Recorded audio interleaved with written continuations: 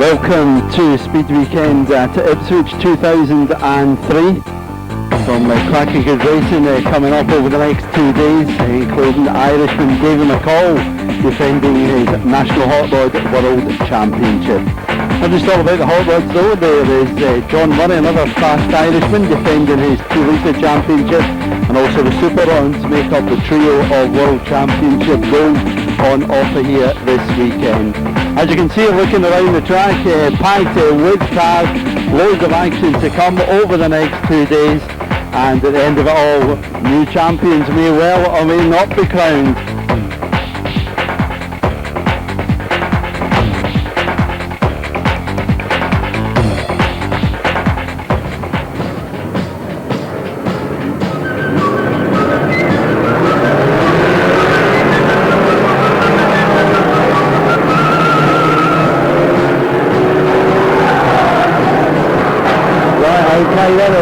The first action of Ipswich 2003, and the first action is a red one getting spun. Oh, maybe that's going to be the shape of things to come. Here comes that dream. 224 then is the only leader in this, but it is early days.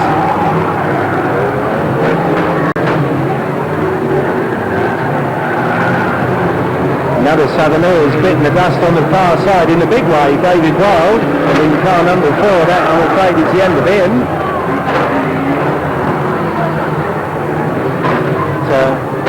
So far, it's the scoreboard Ben that has claimed most of the victims. There's quite a good few up there, but in general I think everybody's still fairly well mobile.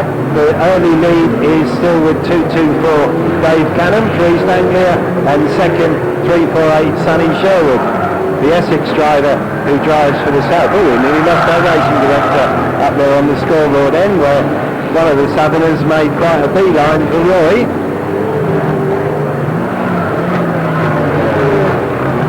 So far though, so good. Track is now completely blocked on the scoreboard then. There might just about be a bit of a way through there, but there isn't much. Oh dear, 510 Gordon Cool, that was a truly spectacular one up there on the scoreboard then, where he leapt in the air and got round by Dickie Smith as he came down. They continue on their way. Dave Canham still leads the East Anglian in 224. Runner up at the moment, 348 Sonny Sherwood for the South. Jethro's had a spin here on the home straight. There was entirely self-inflicted, which is strange. Here's another one having a go at Roy then, the best place he could be standing, I don't think, Roy. Scoreboard then still looking a mess, but still a way through, and everybody's still okay down there, which is good. Dave Canham meanwhile still leading for East Anglia in 224. Here he comes in the, I was going to say in the yellow, they're all in the yellow, aren't they? And more of a custard colour. 66 though is now second for the South, and 348 is third, also for the South, and 28 Aussie is fourth. Yellow flag, Lynn, please, yellow flag.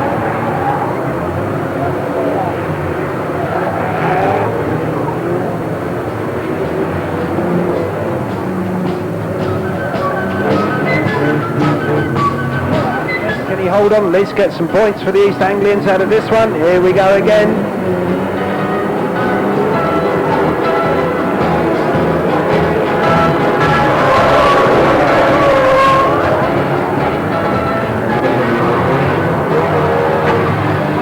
So 224 then down the far side. That's quite a comfortable lead he's got at the moment. 66 Mark Rogers currently in second, as Canham then goes serenely across the start-finish line. It looks like almost Sunday afternoon drive. 28 though, Neil Osborne, who was third, has gone down on the scoreboard bend. It's all altered really now. 224 is still the leader. 66 is second and closing in on 224, and 264 Mark Welland for the South is up into third. So there goes Dave Canham in 224. There's Mark Rogers in 66. Those two head through the scoreboard then. They've now done 9 laps. It's 5 next time. Madam started for 224 and for 66. And this could be trouble for Dave Canham. Mark Rogers has caught him as they head down the home straight. He's got him in his sights. and he's turned him around, so the South take up the running. Although Mark Rogers, and Cannon's gone right in and hit the parked cars as well. So Mark Rogers has taken it up in 66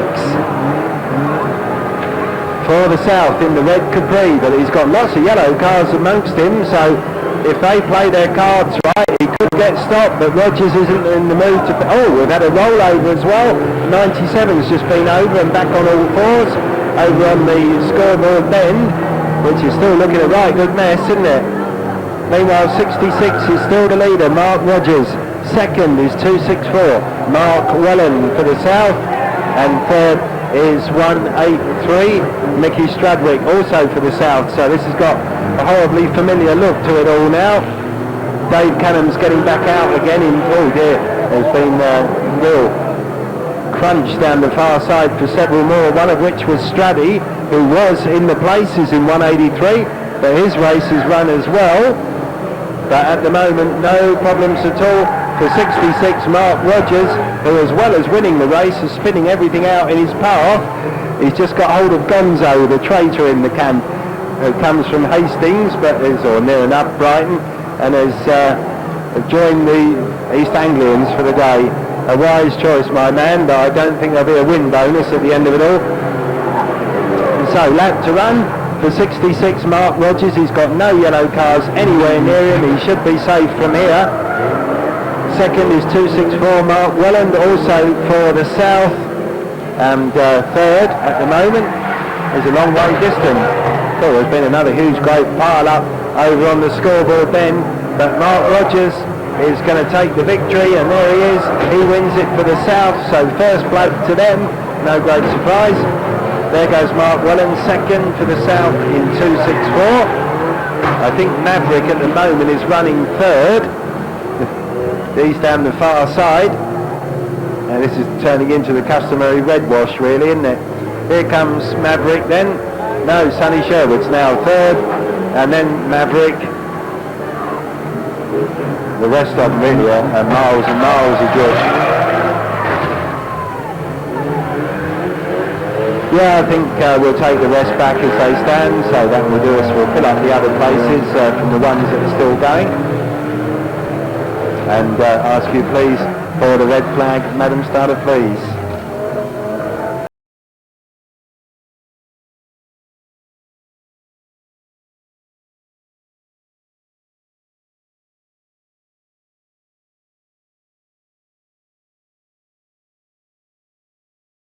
You've had a good qualifying run this season there, Neil, up to the World Final? Not been too bad. Obviously we've been developing the new car as well, which has been like hard going, and trying to keep up in the points as well. I mean, trying to do all that in one go is hard work, but it's not been too bad. Yeah. 4 race wins during the year, and they're quite good. Yeah, I've had a few wins, which is always nice, just adds to the glory of it really, so yeah, been alright. Turn to the new car, how long have you been developing this car? Basically got the car at the beginning of the year, and we've done like, now this is the 7th meeting with it today, plus a load of testing, so it's been really like a lot of work in a short space of time. And what's the difference between that and your old car? I think just everything's fresh, the car's lighter, it's a completely new chassis, Randall chassis, first ever national hot rod by Randall, so it's like completely different really. And you're quite happy where you'll be starting on the grid?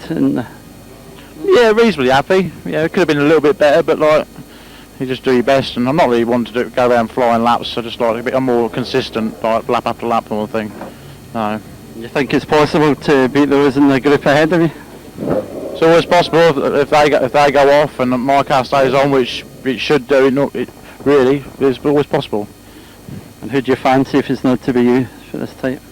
I think you can't rule out any of the Irish. Are always quick when they come over here. I think both Wolseys have done fairly well in qualifying. I think from over here it's going to be either Longhurst or Bordley. Yeah. Well, I wish you all the best, and you'll hopefully we'll see you on the podium at the end of tomorrow afternoon. Thank you very much. Cheers. So then, sit back and enjoy the action. Here we go, 16 laps, the 1300cc stock cars into stride. And maybe not the sunshine we'd hoped for, but at least it's ideal racing conditions, and it's dry, and near on 50 of them. take to the Vauxhall stage, and 404 in traditional speed weekend style gets spun aside. The only difference is he normally rolls. Drama away to our left for the all blue machine, held by 385 and 70, went in very hard into the Armco, but is safe and well. 426 is close in there as well. Darren Warren from a separate incident. We've lost Steve O'Dell at the entrance of the home straight in car 71, and now 503 of 188 get involved. There's a pinball effect of 16 and 74 hit each other on the home straight, and they're four abreast temporarily as they go into the scoreboard turn. The man that leads is 252 in the early stages, Lynn, from 29.46 and 182 as the Star men punch their way into the turnstile bend, and Ian Blackman comes out worse than that in his lime green machine. Meanwhile, 188 gets another attack on the far side, this time for the Finch in 99. Meanwhile, we lose 75 in Chris Harvey at 503, whose terrible run of luck continues. As does 188, who's been round for about the fourth time now. So Mark Gray no doubt will rejoin and come back for more. And we check on the lap sheets, it's lap 5 and it's 252 from 29, 182, 46 and 23. And as we speak, there's now a change on lead as 29 takes up the running, going around the turnstile bend. 252, the second place driver, very nearly loses it completely as Alex Artis gets spun around on the entrance of the home straight. More problems at the end of the home straight for 511 and 188, who's had a very, very lively opening to Speed Weekend 2003. But our leader is George Morphy in 29, and he leads on lap number 7 from 252, 46 per hour, 23 Lee Pearce, 671 and 32 James Davis. So as we rattle on, and nothing too serious around the raceway, 511 up against the Armco on the back straight. They're head into the turnstile bend once more with the Star Graders headed by Billy Wood in 305, Diggy Smith. We're talking about what a busy weekend he's having here this year. Problems on the back straight for 23, they're going in all directions. Lee Pearce is round 32, James Davis, who was in a reasonable place, he's gone momentarily, and 317, the new national champion, he is a retirement on the home straight. So then the leader, car number 29, comes up and passes Lynn. He goes past us with 10 laps done. It's 5 laps next time for the leader in 29. So 5 laps for him next time. 252 still there in second, 46 is third. So then 29 leads the way as they go past us then with 5 laps remaining. 46, beyond that 671 and 170 as the cars begin to make their way through and the Star men begin to make their presence felt, but they're still going to have to go some if they're going to catch the front runners here because they're well clear. 677 was making good progress to retirement on the back straight, but here come the leaders. So 29 is well clear down the back straight. The second place driver 252, then a gap back to 46. 671 and 442 Simon Berry. So the leader's gone past us already with the final laps upon us. The 3-lap board is out. So 46 now under pressure for that third place for the leader. 29 and 252, the second place drivers are well clear. So 2 laps remaining then for 29. 252 is second. And then a big gap back to the next group headed by 442, goes through into third place on his return to action. 671 is fourth, and behind that we see 46, 170 and 129 beyond that. But this leader looks as though he's certainly flown as the 1 lap board is out. 252 is still within striking distance, but I don't think he's quite going to be quick enough in this second race of the day and coming round to see the checkered flag held by our Star Marshal. On this one, it's a checkered flag and a win for 29, George Morphy. Second was 252. Coming through third across the line is 442, Simon Berry. Beyond that, we see 671, 46, 116, 170, 179, car number 10. and the rest of the cars that come through. Do keep them going for the time being, Lynn, as place is up for grabs as this group come past us. We can safely say they're all in. A red flag to end the first stock car heat of the weekend, and a red flag which ends race number 2 on the programme. Looking very, very happy. It's not the champagne, it's not the cup, it's not the race win, it was the pose of the girls that did it for George. Here he is. So having we now Volga Tim. Volga, good to see you back at Ipswich again. We haven't seen too much of you this year. No, not honestly not. We are so busy at the moment, and I have no time to do anything. I know the only race meeting I can do was Mallory Park, and we have problems with the engine, and I can't do this Thunder 500 because of this problem, and I think we haven't sorted out yet. So we have no time and no possibility to have the car ready for this weekend. Yeah. Have you been doing any racing back home then? Have you been? No, at home we don't race. So it's I want to start next year again, but this year I don't do anything. So what is the problem with the engine with the car? Is it serious? Yeah, the engine is, we have a flattering in the engine, and this flattering means that the engine is not revving as it should be, yes? And I think they are missing about 15 horsepower, and we don't know where it is. We put all we take the engine out and refit everything and fit it together, and we can't find the problem. It's a small problem, but we haven't recognized it now. Yeah. So you're going to spend the rest of the day then rebuilding or doing something? Yeah, we try now to do a small, a shorter diff in. Then we have not the problem to with the higher revs. And I try my best for tomorrow. Yes, we try and everything. Yes, but honestly, it was I was this year I want to stay out and have come back next year or so. But our mechanics were so enthusiastic with it, and they say, come we go, and we do the car new and everything. So they wanted to be here. Honestly, I would for myself have more practicing before the World Final. Well, it's good to see you here this weekend. Hopefully you'll sort out your problems, Volga, and we'll hopefully speak to you again sometime over the weekend. Yeah, thank you. So then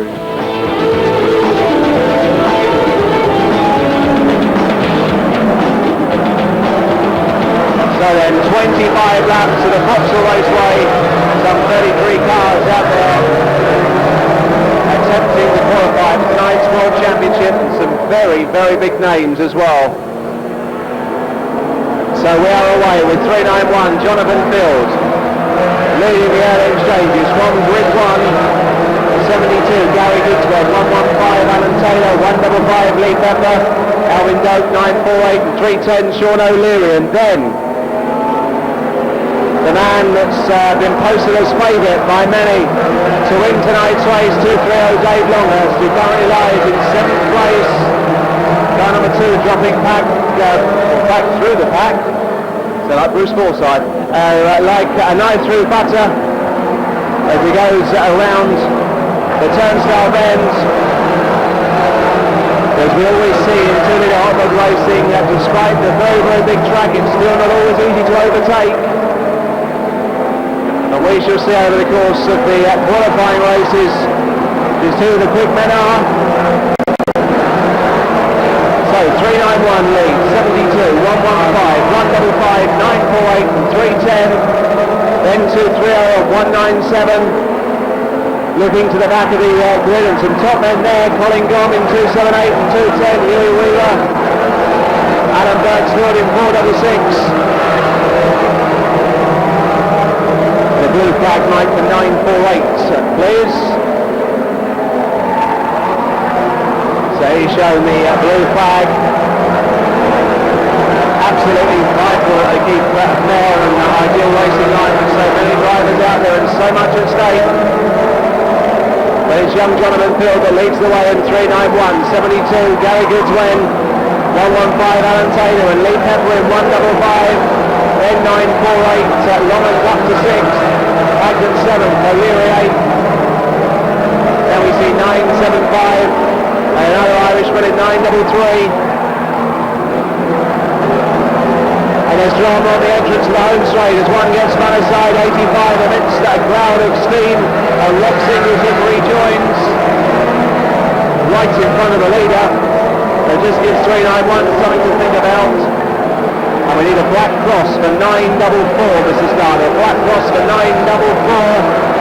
Ronnie McMillan. But Jonathan Field still leads the way. Alan Taylor has got through in the second, past Goodswen. Lee Pepper still there in fourth, then we get 948. And 230 Dave Longhurst. We also need a black cross for Tommy Miller in 543, Mike, as well, please. 543, a black cross. Martin Dewey's a casualty away to our right of a turnstile end of the raceway, spun up against the armco. And meanwhile, we're on to lap number 12 and 25 in this opening hot rod heat of the day. And it's still 391 in the beautifully turned out machine that leads the way for 115.72, 155.230, and beyond that 197 for Jonathan Field, who started out in the stop rods several years ago now, but now very much a maturity to hot rods. I know trying to sort out this car in recent weeks with a blue flag for 108, Mr. Starter, please, the blue car right opposite you now. And heading round the turnstile bend, now out very wide at 997. Andrew Murray nips up the inside of Kevin Down. So lap 15 begins and 391 is still out in front. 115.72 and 155. Then comes Longhurst in 230, Pagden in 197. And a whole pack making their way through. And what you've got to remember in these two heats, it's not necessarily about winning them, but it's certainly about getting two decent places. And just remember, the likes of 466 and 170 will be starting a lot nearer the front next time, so if they can get themselves a decent position in this one, it'll all add up to a decent place on the grid for tonight's World Final, if they can get even nearer next time round. So we begin to know the final stages. 466, Adam Burnsfield needs a black cross, please, Mike. Just passing you now. They have a black cross next time they go past. 170 is right in behind him, then 108, 171, 936 and 928. As 391 Jonathan Field goes on his merry old way. 115 Alan Taylor is most definitely closing. So 391 leads. And 115 begins to close on in along with 72, and they've gone past this Mike with 19 laps done, and it's 5 next time, and there could well be a change on lead before the end of this one as 391 leads from 115, 72 and 155, and there goes the leader. And there are back markers looming ahead.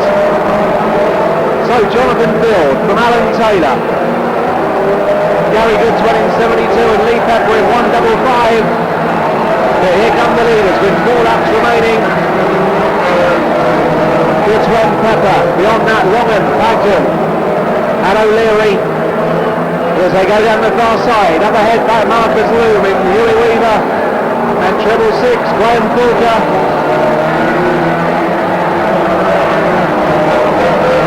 Jonathan Field still leads as they go into the scoreboard bend, but Alan Taylor is now right on the back end of his machine, and time beginning to run out. Does Taylor go around the outside, or does he wait for a mistake perhaps on the inside? So 115 around the outside, trying to find a way through. 391 and 115 again, the blue flag to be shown to 391 to keep his line by as they come round this time. And the 1 lap more at the ready, and 1 lap of very, very close and broad hot rod racing here as 391 leads. 115 around the outside as they go down the far side. 391 still holds on. 115 desperate for a wave past into the turnstile bend for the 25th and final time. And Field on the inside, Taylor on the outside. Behind the flag is Field just from Taylor. Goodswen third for Pepper, Longhurst, Pagden. Beyond that we see O'Leary, Doak, Potter, Bowie, Bergsfield, Thompson and Mosley. Do keep them coming through, Mike, with those places up for grabs. Pryfoot with a qualification here this evening for their World Championship.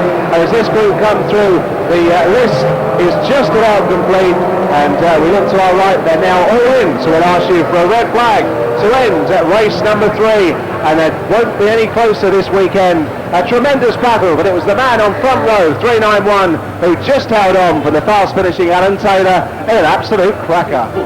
Out on the town, show you the way that a bullet gets down. Whenever you're ready, girl, we can go now, and we can do things. With now Keith Martin. Keith, I think you've qualified in the second group of cars, looking at the lap times. Yeah, second group, clean off, going like nothing. Is it? Yes, I was going to ask you about that. You seemed a bit off form. Usually at the Thunder 500 held 2 or 3 weeks ago, you usually win it, seem to win it every year, but... I don't know what's wrong. The car is good, everything is where it should be. The car seemed to go off since I got these new 12 tyres, the H12s, and I can't get it to go on them. So I might change a couple of springs here or something. Nothing to lose, have I? Well, that's very true, and of course your fellow compatriot, the world champion, David McCall, struggling also. You think he might even be worse than me? That's some torn out the two of us way back there. So. Is he in the second group or where is he? I think he's in the second group of cars, yeah, because I think it's Gary and Wayne Wilmsey, your fellow Irishman in the first group. That's right, the two boys in the first group. Fair play to them, they've done well. Quick cars. Have you done much racing over in Ireland this season? Have you had a good season over there? I've had a brilliant season. Won the points, Irish points championship stuff, and the car was good until the last month or so, and it's just went off. All at the wrong time, of course. I'll have to buy a new Holland kit for it. Is that the answer, do you think? I don't know. You tell me. Well, I'm sure I'm not much an expert as you, because you've been racing the Hotwheels for quite a few seasons now. Any plans to you're going to continue for a while in the future? I would like to continue. If I could get somebody to give me about £20,000 just to keep the thing right, but I'd like to continue. Keep beating away. And the Irish team seems to be picking up again. There seems to be quite a few more cars over there now. Yeah, it's good. It's not bad. You would get maybe 12 or 13 on a good day. Not bad. It's not bad. Everybody's very quick over there, you see. There's nobody going really slow. And it's hard to compete. And if it's not to be you this year, who do you fancy will be lifting the title? Two Wolseys are definitely quick and have been quick at home. I don't think Blackman's car will stay on long enough. Carl Broadley, I think he'll be there at the end too. Longhurst, them two boys, I think me and McCall, it's not our year this year either again. Oh, my year this year either, so we'll see. Well, every time David does well, of course, twice you finish second too. Yeah. That's right. He always seems to pip me, doesn't he? That's the way it goes. I wish you all the best for the weekend, Keith, and hopefully we'll see you on the podium at the end of the World Final. I hope you're right. See you later.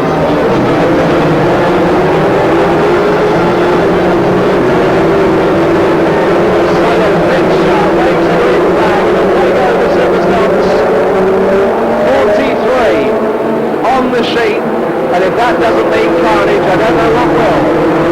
Silverstock join us in 16, then march around for 182. The first casualties are Edward Grant of the 9, Darren Wall. So 182.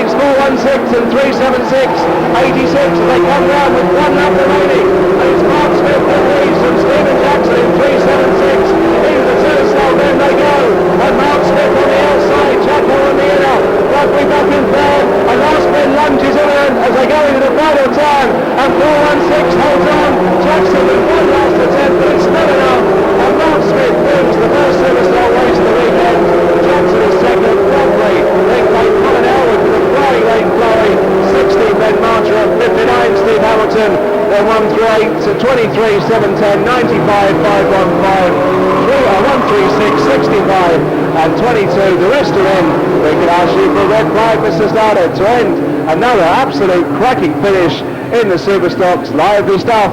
And it was the two best mates up front in the final stages, but it was Yarmouth's 416, Mark Smith, that came through to land the spoils. Having a fellow Scot, James Jameson, qualified quickest in your group, James. Oh, that's right, the car was going well, so just see how it goes tomorrow.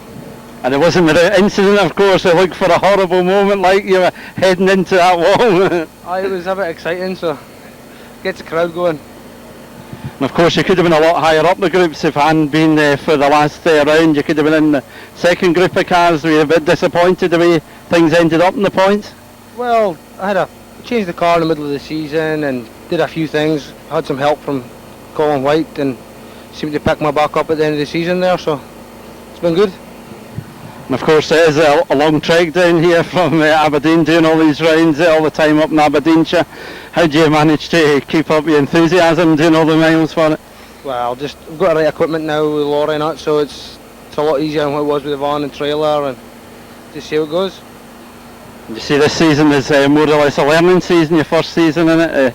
Looking forward to next season, may you be perhaps competing a bit further up the grid? That's right, hopefully next season we can try and get in the top two groups obviously and see how we get on, but just how the racing goes, is it? You just go with the flow and take the places you can get. And no damage to the car after its slight brush off the wall?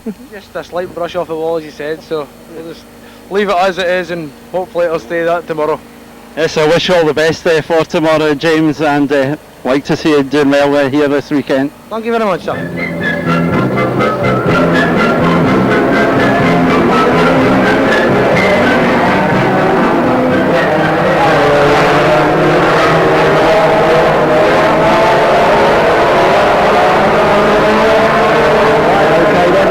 Stride and Colin Smith into a very early lead.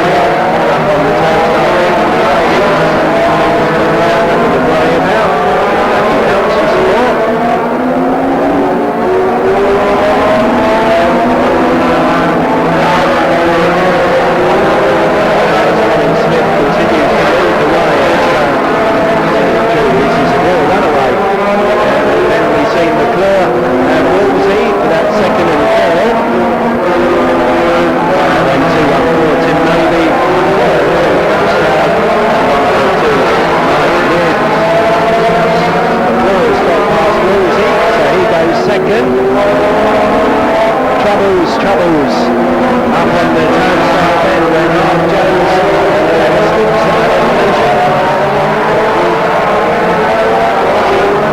And Norman Woolsey runs into them. Yellows, no, red, Mike, sorry.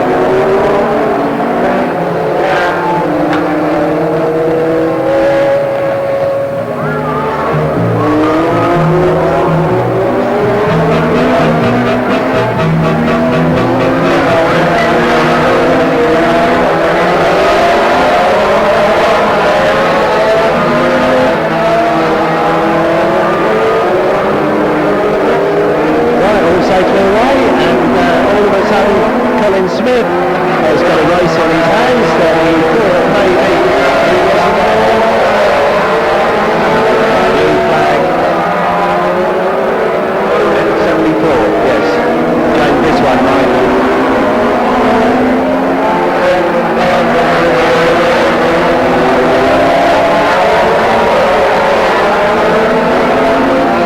So 491 and 941, there's a nice symmetry about that. We're in the top two. Leading from 142, Mike Reardon, who strolled through to third place there. So it's England, Northern and Southern Ireland at the moment, and making all the moves is Dean Wood in 302, who really is beginning to get a charge on here.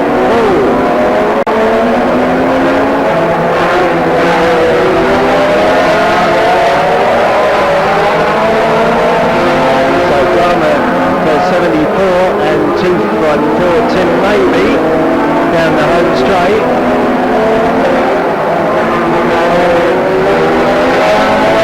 And while Colin Smith still leads down that far side, and he's gradually beginning to pull clear of Wayne McClure as they head down the home straight with 19 laps done. It's 5 next time, Mr. Stardo.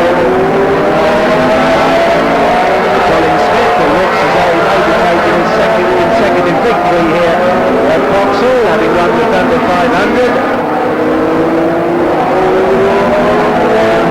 He's down that far side and a few kilometres ahead. One of which is James Jameson Senior in the blue Carrano number 30. Well done, James, who moves right across and lets Colin Smith go through. I imagine he'll do the same for Wayne McClure and Mike Reardon as well, as they continue to try and take the first 3 places in this first National Hot Rod Support race of the day. It's halfway through when we lost Travis Vincent, Dennis Dow and a couple of others, including Norman Woolsey. But with 2 to go, Colin Smith appears to be on the way to win. His lead is now 20-30 yards over Wayne McClure. He in turn reasonably well clear of Mike Reardon. Then comes Dean Wood in 302. So they're through into the last lap of what's been an interesting run for the support cars. But it's Colin Smith who takes his second successive victory here at Vauxhall for Wayne McClure, Mike Reardon and Dean Wood. The rest come through for the minor places, which they have now done. So with that, red flag, Mr. Starter, please. 54 Tesco this weekend as well. Colin Smith, ladies and gentlemen. So with me now then, a man who's got a very busy weekend, Dave Longhurst, competing in 2 hurling finals, Dave. That's right, it's going to be a busy day, so it's a bit busy this morning. It should quieten down this afternoon, hopefully. And obviously looking at the National, which is the main thing for you this weekend. Second in the points, were you looking to win them, or did you feel your commitments with the 2 litre knocked you back a bit? Yeah, I mean, it would have been nice to win it, but I mean, really, as long as we're safe in that top group, then that's, I mean, second's plenty good enough. But so it would have been nice to win it, obviously, but it's just the commitment. I mean, maybe we might have spread ourselves a bit thin with the 2 cars, but I don't think we have. I think we've been all right with it. And just looking at your lap times, you're quite pleased will you be starting on the grid? Yeah, I'm not sure we're on 3rd or 4th at the moment, but say I'd rather 3rd than 4th, but yeah, wait and see what happens with that. But I think looking at the time, I think unofficially I'm in 4th place, given my calculations. That's right, I think it was 4th, but... Of course, you're known for just keeping going relentlessly, and you've had some cracking drives from the back of the field, the best in Britain last year, for example. Yeah, that's right. Obviously, it's a little bit different now, but yeah, I mean, we'll give it a go. As soon as the flag drops, we'll be gunning, and that'll be it. So we have to see what happens at the end. And what about the 2 litre car? Have you done much to that before this World Final? Not really. I was hoping to repanel it, but I mean, we did repanel at the beginning of the year, but we've had a few hard meetings early part of the season. It's getting a little bit tired now, but no, so it's there. It'll be quick enough on the day, I think. You won the national championship in it just a couple of weeks ago. Yeah, saying that was good here in the dry as well. So the car is good. Yeah, pleased with it. You're going to stick it doing both the formulas through the next season? Yeah, as much as we can. So obviously with the sponsors, obviously a lot of it depends on the sponsors, but we'll have to see what happens. If the sponsorship's still there, then we'll carry on with both.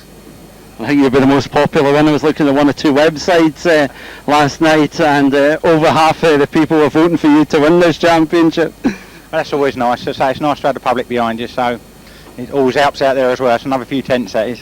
Yeah, we have been at it. How long have you been racing now? At it a few seasons? Yeah, it is a very long time. I'd rather not remember too much. Yes, in fact, I might come into Ipswich a good few years ago and seen you out there racing. Yeah, you think I'll be good at it by now, wouldn't you? Yes, I'm sure you are very good at it, of course, Dave. And if it's not to be you, who do you fancy be a main contender? Yeah, I mean, Carl Balsley is definitely very quick. I mean, obviously the Irish are there. They're all going to be there at the end. And it is a long race, so I mean, pretty much anybody. But I mean, Carl Balsley really is the main threat, I'd say, from over here. Well, I wish you all the best, if not one world champion over the weekend. Thank you very much, Dave. Thank you.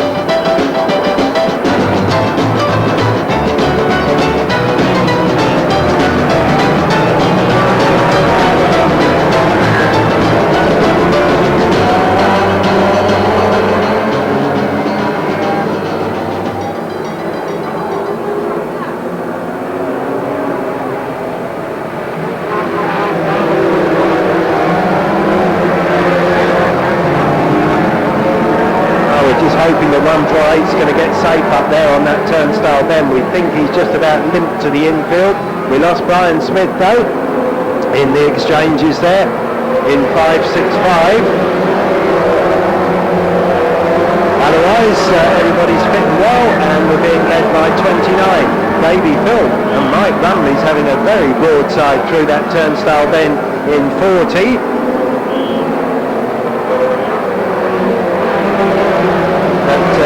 Otherwise, I think we're reasonably okay. Stuart Smythe losing his way on the scoreboard end of it too, lost some ground there. So Scotsman Davy Philp, 29, the early leader from James Kent in 49, and 44 beyond that is Julie Neat. Then comes Andy Sturt in 168, Damon Wellman in 78, and the world champ 77, Alan Connolly in the Safeway car, 2 for the price of 1 there. Stephen Weeks having a bit of a slide around as well on the Black Cross 447. Mr. Starter, please, deemed guilty of the incident. 40's got trouble down the far side in a big way.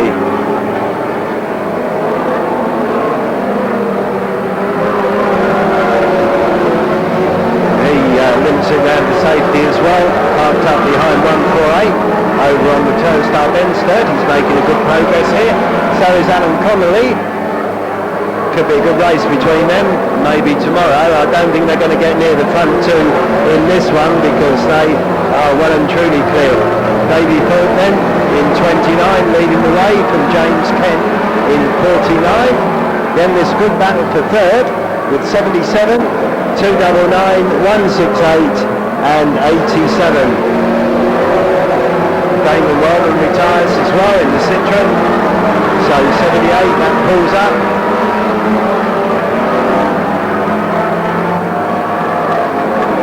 Now the chase is on, so this is a tie almost of a Scotsman, an Englishman and an Irishman here, with Davy Philp still leading the way. James Kent though is gradually reeling him in that second place.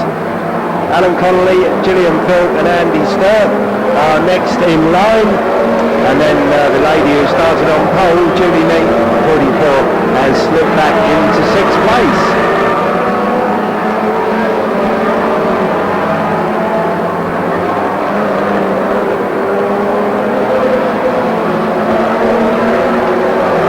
So the top two for the first time in the race, beginning to see some back half is moving up. although they're all travelling quite quick, so it didn't all be too much of a problem for them. Another casualty, 87, Ivan Macmillan, who was about 7. He pulls out as well, one of the Northern Irish drivers. And up at the head of the group, Phil and Kent getting closer and closer.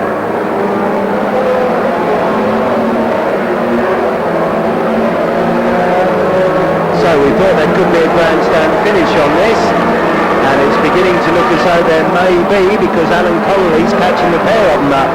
Right, 14 laps are done, 5 next time.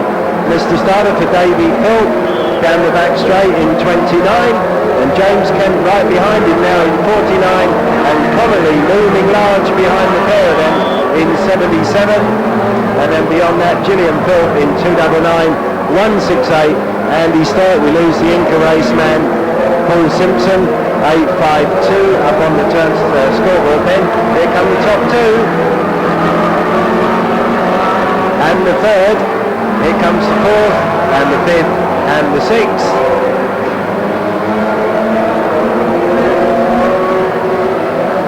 So through the turnstile then, 3 laps to go. Where's your money? The Englishman, the Scotsman, or the Irishman?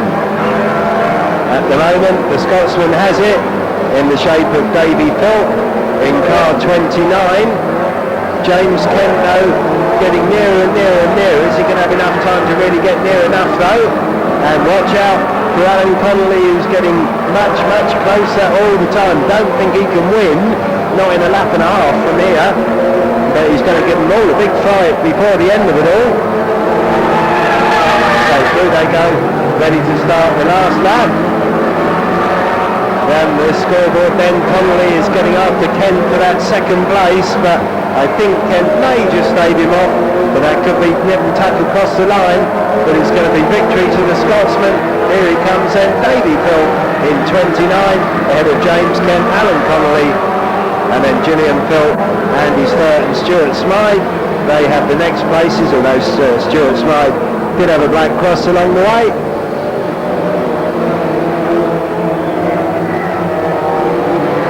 But keep them running, Mr. Starter, because we need all the finishers for the places and the points.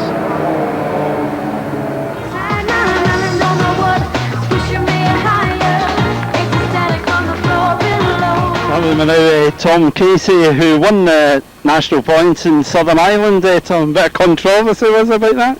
Yeah, a little bit. They got their totals a bit mixed up, so we wasn't sure who won for a couple of days afterwards. So I came out at the right side in the end anyway. So yeah, anyway, that's the main thing. Yeah, and it seemed to go pretty well round Ipswich, apart from one spectacular fire I can remember a few years ago. You have gone consistently well in here? I'm normally reasonably quick around here. Today wasn't the best of days because we got a flat tyre before we went out in the timed lap, so we had to change and put on a second-hand tyre, so that didn't help our times. I done the same times in the morning on old tyres, so yeah, I think the best of it. Yeah. So I think I'm the second group of the cars, is that correct? Well, I hopefully scrub into the second group. If I'm in the second group, I'm still in with a shout. Like I'd say I'm in the second group, yeah. And how's the season going? I know you won the points over in Southern Ireland. There's quite a few cars competing over there now. We've up on 20 cars now, which is the best we've ever had. It's on the up in Southern Ireland at the minute, so hopefully it can keep going and get a few more into the World Final next year, hopefully. Well, of course, one or two newcomers in the World Final, JJ O'Riordan, and you see one to look out for, Joey Butler. Yeah, well, JJ has done very well to qualify. It's his first year. He's a rookie at the game, so he qualified. And Joey, it's his first time here as well, but Joey's racing a couple of years, so they've both done very well to qualify, and I'm not sure where they are on the grid at the minute, to be honest. And what about yourself? Are you going to stick at it irrespective of what happens this year? We'll stick at it for another while until we'll keep trying for the whole big trophy for a couple of more years, and after that I suppose we'll leave some of the younger fellas have a go at it. And if it's not to be you this weekend, who do you fancy as being the race winner? Well, the quick men at the minute seem to be of the English, Cal Bordley and Longhorse and Blackman, I'd say, and of the Northern Irish, obviously the Wolseley's. They're after putting them in the front row of the grid, so after that we'll be hoping we'll be there ourselves somewhere. So Well, I wish you all the best, Tom. Thank you very much. Right, okay, they're all ready. 25 laps, the 2 metre hot rods. Over to you, Mr. Starter.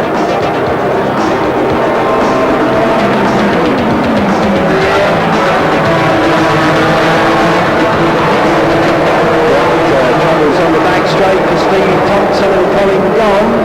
Well, hopefully they're all going to miss. No.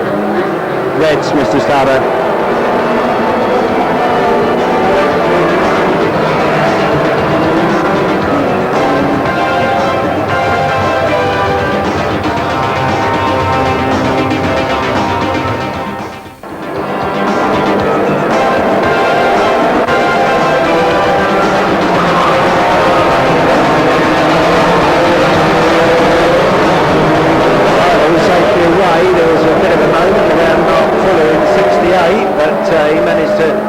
Successfully, and you go look at this on the home straight, 3 abreast,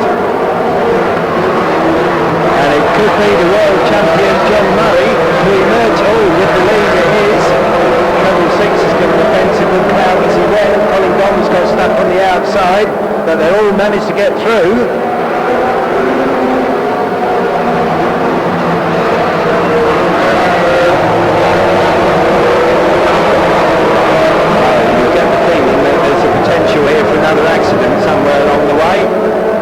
Polka meanwhile retires treble 6 down the far side.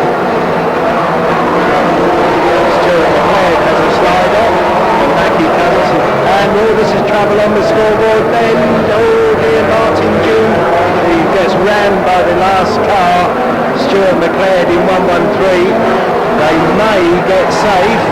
It does look as though they will. So Martin, who had trouble in the first race, has had trouble in the second race as well, the local boy. Stuart McLeod has also apparently lost his steering, and he retires in 113.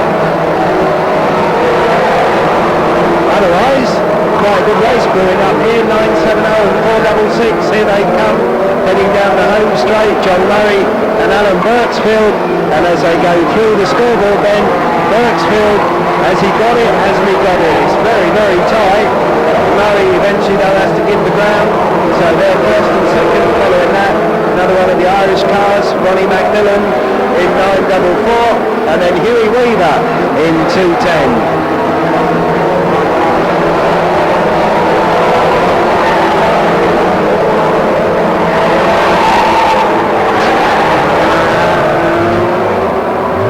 Peter Ring has had a skirmish with Gary Stowe, Rob Newbon and Tony Allard, but sees all 4 in trouble on the scoreboard then.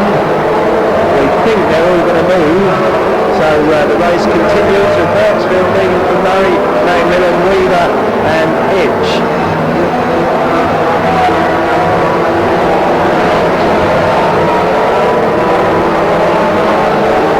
Everywhere you look, there's drama in this one, really, really cracking heat for 2 metre hot rods. Huey Weaver has now managed to find a way through past Ronnie McMillan and get 3rd on the home straight. Colin Hitch got past in the ensuing scramble as well. He's gone 4th and McMillan's down to 5th. Bear in mind 3 kilos of back marker, so it's 278. Colin Hitch, who is in 6th place. Hopefully now though.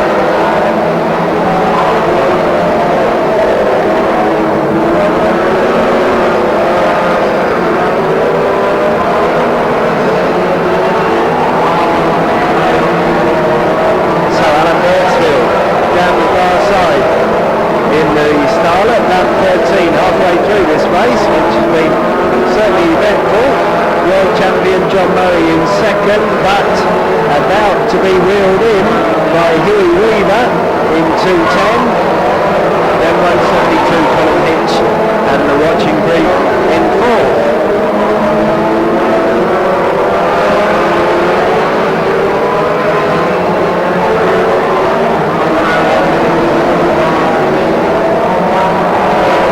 And Weaver's managed to get through down that back straight, so Huey goes 2nd. And the world champ John Murray is down to 3rd, although probably he'll accept that, I think, that 3rd for his heat. still going to give him a reasonable haul of points for the World Championship grid position, but he won't want to lose many more places.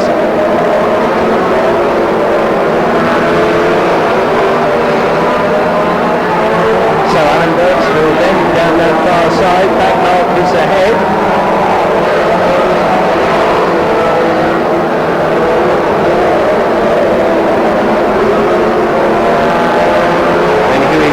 Second, and John Murray in third, now in some danger of losing out to Colin Hitch as well in 172, who's currently third. Then it's Ronnie McMillan in 944 and 278 Colin Gom. Birksfield then in amongst the back markers. He goes past Vic Hope and past Peter Wing down that back straight, and that was a good lap for Birksfield. So here he comes in down this home straight once again. 19 laps to go. 5 next time. This is started for Alan Birksfield. Huey Weaver looks reasonably safe in second. He's never going to catch Birksfield. But I don't think anybody's going to catch him either. Murray though, his third place is looking very fragile as Colin Hitch gives him a real good run for it down the far side. The back marking number 3 has rather halted any charge round the outside for Colin Hitch, but he might get a chance in a minute.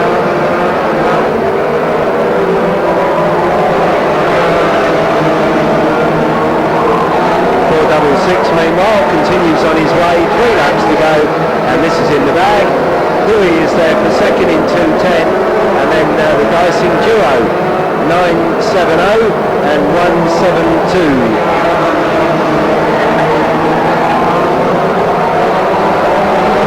Birksfield then with 2 laps to run, comes through, half a lap clear, the rest of them now.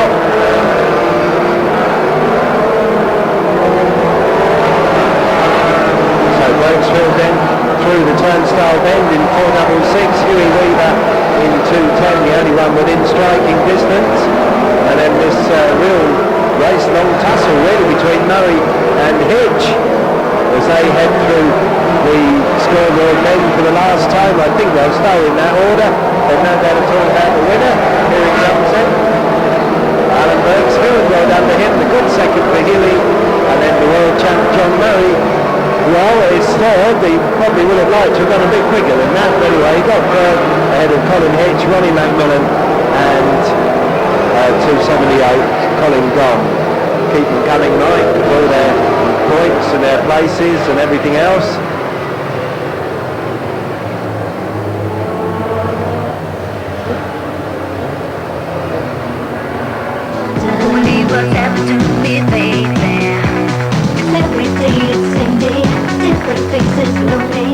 Coming now, the 2-time British champion Gary Wilksley, and of course more importantly pole position for the world final. I'm very pleased about it now, tell you the truth. It's the first time pole. I've been here for a few years now and been close but not close enough, like. I'm glad to get to the pole anyway. You had to really go to beat Brother Wayne's time. I was very quick now for his first time here, but then I knew he would be before I came, like. Of course, I've seen you going quick here in the past, but the world doesn't seem to be a lucky race over the years. Well, I was usually always leaving it too late to get the car ready for it, and this year I've been driving it all year and been improving it, you know. So that's really probably why I am where I am at the minute. And of course, quite a lot of cars to get ready. 3 cars here this weekend, Wayne plus Dad Norman still racing round. Oh no, it takes a lot of preparation for them. But my own car, I thought I hadn't much to do with it till I got started till it, and then it kept me busy now a few days. And if it's not to be over the weekend, who'd you fancy as your strongest challenger? Well, I'd imagine it'll come out of the first 3 or 4 rows, you know. It depends whose car lasts the distance the best, like. I don't even know who else is round me, actually. I think Wayne start behind me, maybe third. Wayne is behind you, yeah, and Carl Bodesley's on the outside of you, and Dave Longhurst there in the second row. Oh, well, they'll all be quick now. It's a long race, like. It depends, many stoppages and stuff could help people that are starting further back as well, like. But I think if there's no stoppages, it'll come out of the front 3 or 4 rows. Like. You're quite confident your car will last the distance? I'm more confident than I would have been other years, like, so hopefully it will. It's hard to know. Well, I wish you all the best. You can't get any better than pole position. Congratulations, Gary Wilson. Yeah, thank you.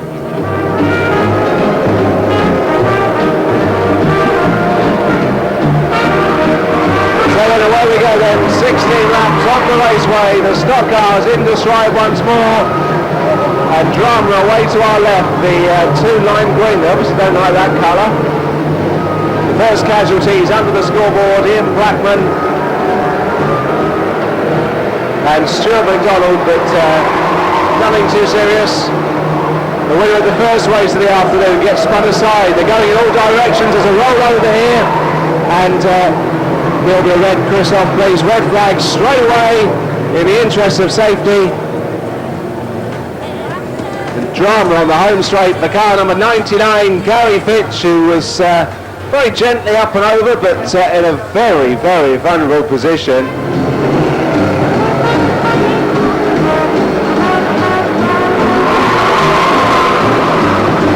So once again, the green flag falls and away go the stock cars. And still plenty left, ready to come out and play. We lost 16 and 99 and 204 in the first part of that, and we've now lost 75 to add to that list as well. So the stock cars into stride for 16 laps, their second heat of the afternoon. Earlier race went at 29, it was taken out first time round. In this second heat gets another chance, but this time starting a lot further down the grid. And a whole group of star-graded drivers heading into the scoreboard turn at high speed. 29 gets spun aside, and somehow they all miss him. And down the back straight, 371, Mark Bloss in with a bumper, 732 and 74. Go around the whole group of cars on the home straight, 394 and 46, both wanted to pull off but just had nowhere to go. 732 goes round and now 46 gets the spinning treatment, this time under the scoreboard.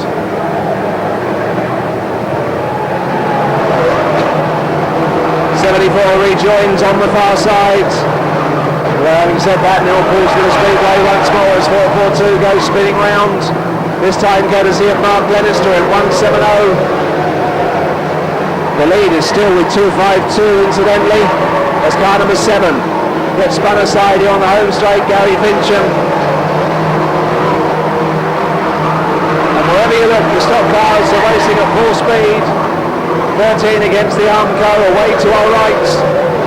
But it's 252 that leads from 182. 23, 5, double 1.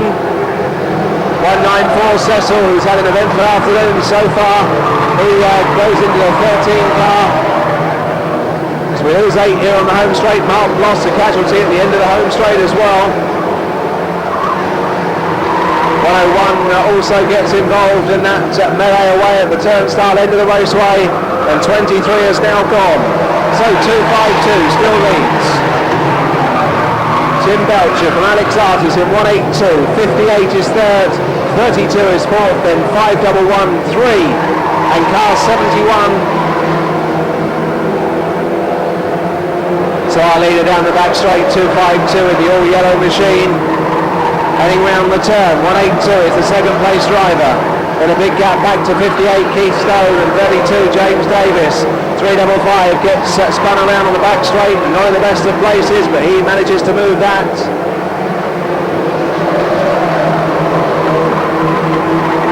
So amazingly, despite well 40 cars in this one, we've still not had the big pile-up we expected, but we touch wood immediately. They're 5 abreast up the home straight momentarily there, and surely that was a recipe for disaster or something. And it is as they go into the scoreboard turn. The leader in the meanwhile, Christoph, has got 5 laps this time. So just gone past. We do like to keep you on your toes. You passed that test most successfully as 252 goes through. 182 is second. And 58 is still there in third. Steve O'Dell fourth. Meanwhile, 53, 511 and 385 get involved down the back straight. So 252, 182, 385, Kevin Furlow gets spun aside here on the home straight. That could have been dramatic if he'd come back across the track, but he managed to keep out of harm's way. Meanwhile, the world champion, 57, under pressure from 511, Jody Bryant as they enter the home straight, but George goes on his way. But it's 252 that's still clear. The 2-lap board goes out to him, the second place driver. 182 is some way adrift. 58 comes next, then 71, Steve O'Dell. Car number 3, Richard Austin with the bumper. But with so many cars, it's going to be so difficult for the star names to come through and get the success this weekend with some very, very quick novice drivers. 116 Dingy Smith, who was off the pace, has now well and truly gone as they go into the turnstile bend. But meanwhile, here comes the winner of race number 8 of the weekend. It's 252, Tim Belcher, well done to him. Second, across the line, 182, Alex Artist, then Michael Stone in 58. Beyond that, we saw 19, Joe Mancini, the first of the star, then 10, 3, 71, 305, 75, 11 and 57, the rest are in. So then, Christophe, we can ask you for a red flag to end proceedings on race number 8 of the weekend, the second for the stock cars, and yet again a runaway success for one of the novice grade drivers, and this time round it was a win for 252, Tim Belcher. Red flag, Mr. Starter, please.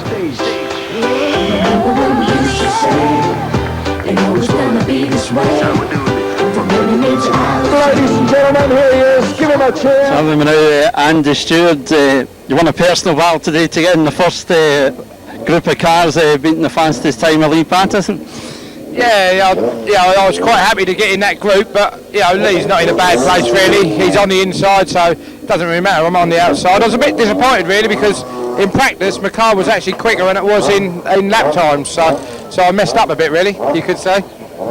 And of course we could be talking to you now going for your second title. Everybody seems to remember 1996 you led for so long, just call it on the line. Does people keep reminding you about that? Yeah, I got a picture on my wall in the office. I look at that every day and swear. It was a fag paper won it really, but fair play to him. He drove round me and that's it really. And how's your season gone this season? Quite happy the way it's performed?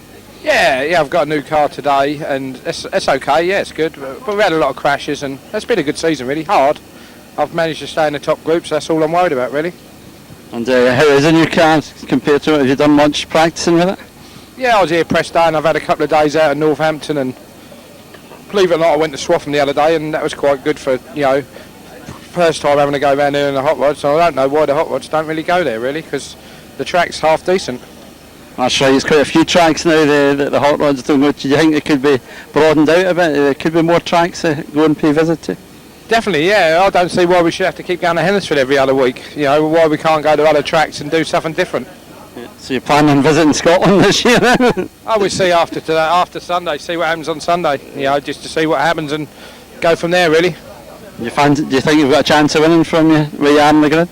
I'm on the third row. I mean, the capable chance. Never know what's going to happen, can you? If I was that confident, I'd do the lottery tonight. And if it's not to be you, who do you fancy would be the one to win it?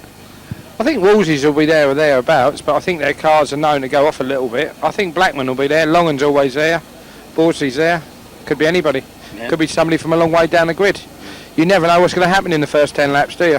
Well, that's very true, of course. I wish you all the best. Hopefully we'll see you on the podium at the end of the race, Andy. All the best. Thank you. Cheers. Thank you.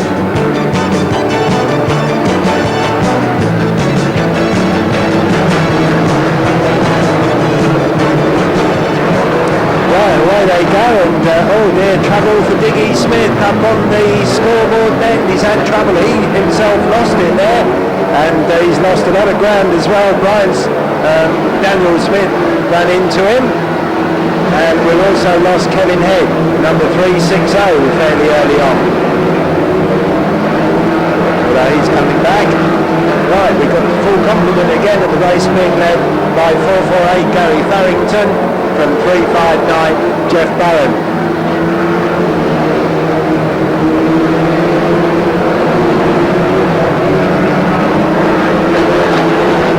So the top two well clear at the moment.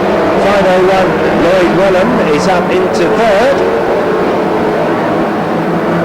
with Richard Spabbins and the Irishman Mark Keys.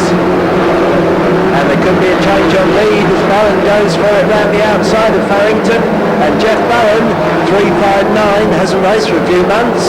He goes into the lead in this one. Back comes Farrington though, as they go down the far side, and it's equally tight for third, although some way behind them. So Bowen and Farrington, there they go, and here comes the next wave. 501, 916 and 351.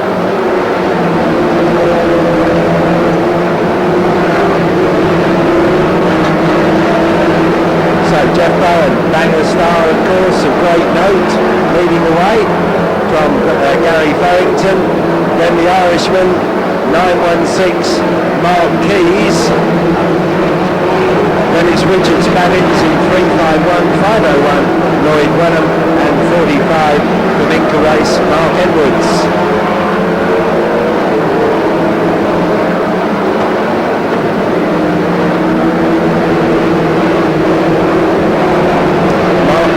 Made some very good progress from near the back of the grid, the world champion in 308. He's about 10th, could certainly still improve on that.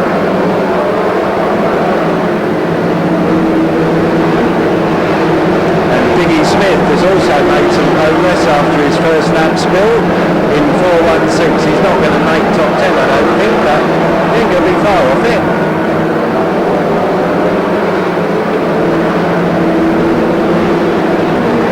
So Jeff Bowen then, 359, still leading with a whole bunch of back markers up ahead. Then Gary Farrington in 448, Mark Keys in 916, 351 Richard Spabbins, 45 Mark Edwards, and 501 Lloyd Wellham. Those then are your front runners in this one.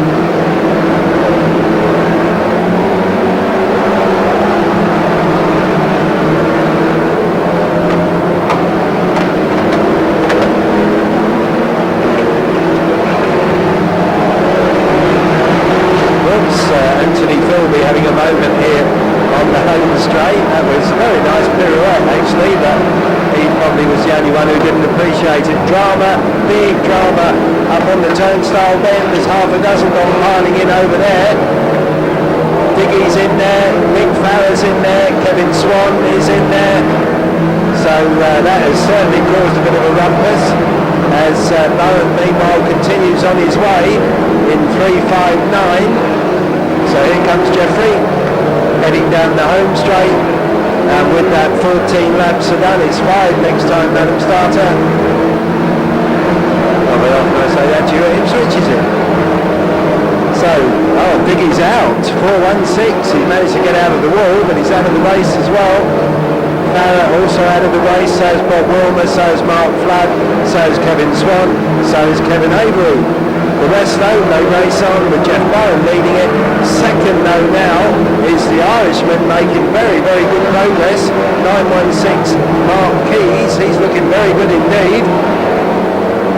And then beyond that, 448 Gary Farrington, 351 Richard Spabbins, 45 and one other, which will be Lloyd Wellham in 501. The second man's having a spot of bother on the turnstile bend with the back marking Trevor Stroud. That's just about ruined his chances probably of catching Bowen, because he was reeling him in. He's got his momentum back now, but Bowen's in some trouble. He's been rammed by Michael Turner up on the turnstile bend, and the Irishman, or is it Farrington? It's Farrington, 448, who's made the most of it to come through and take it up. So it's 448 now, down the far side, leading the way.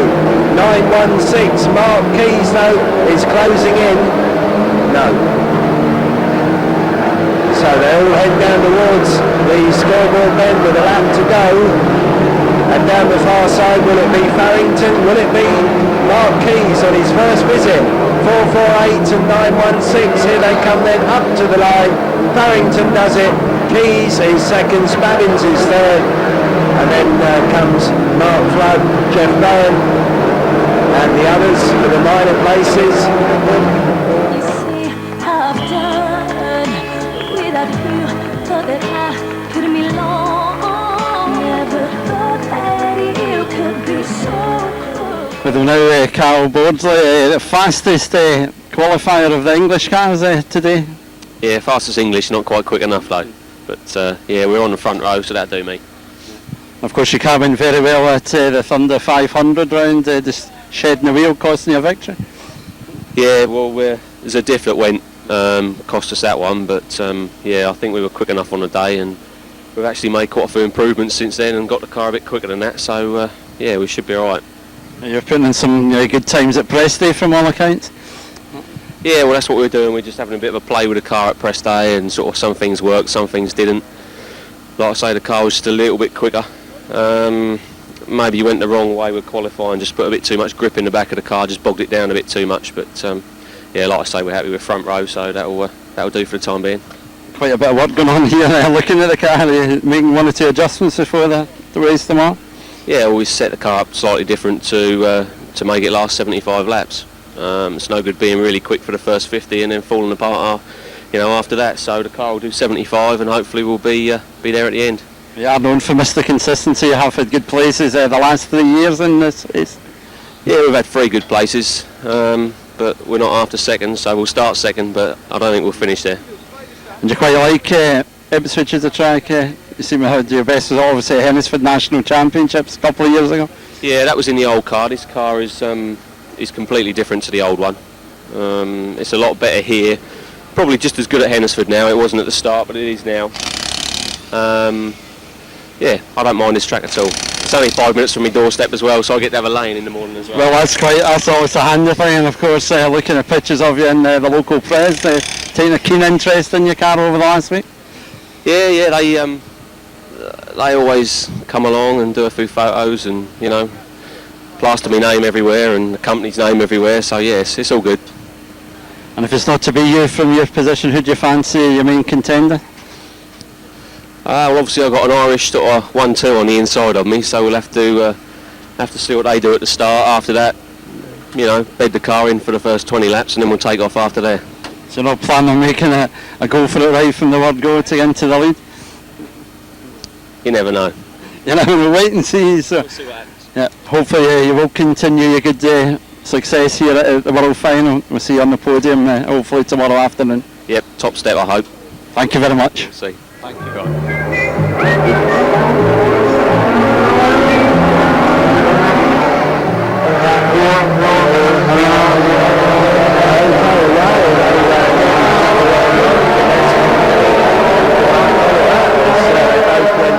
Same line, but everybody sorted themselves out. And Deanwood 302 into the early lead.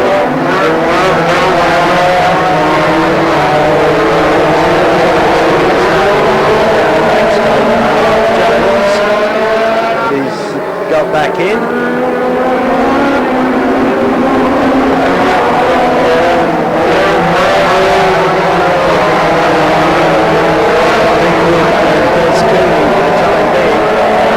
To themselves. Here they come, 302 and 921 from 332, 57. He's managed to get back in front, 177. As you see, he did that, but he must have done rather well. 177 is coming back down the far side. That's a good little race between the two focuses.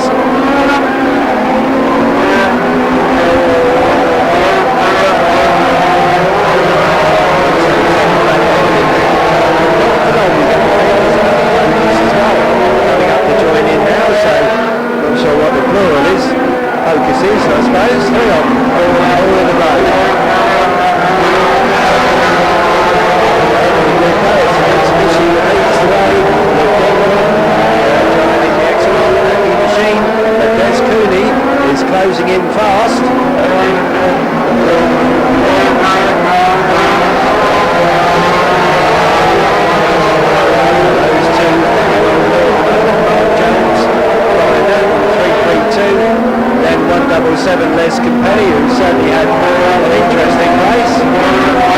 O'Shea in 74.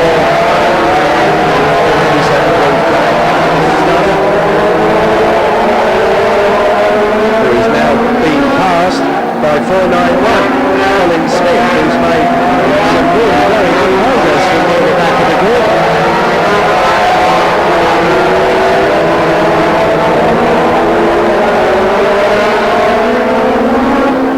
Smith goes past O'Shea as well. He really is flying. Flying so fast, he's really leading up the confidence he takes the next rider. So 302, 921, 332, 177 and 491. This is very, very quick ride coming in. Third any minute. I wouldn't be surprised if he didn't give the leaders a bit of a try as well before the end.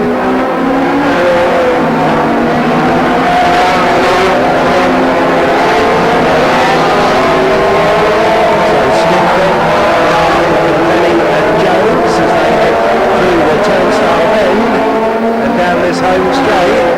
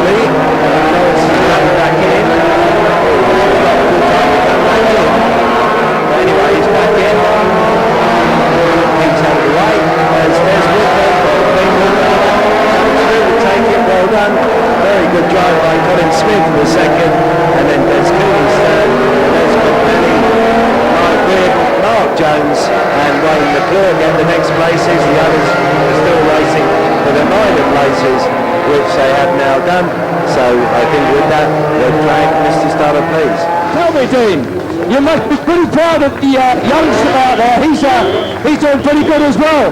Yeah, hopefully it'll be the future. Very much in the future, but very much in the present time, ladies and gentlemen.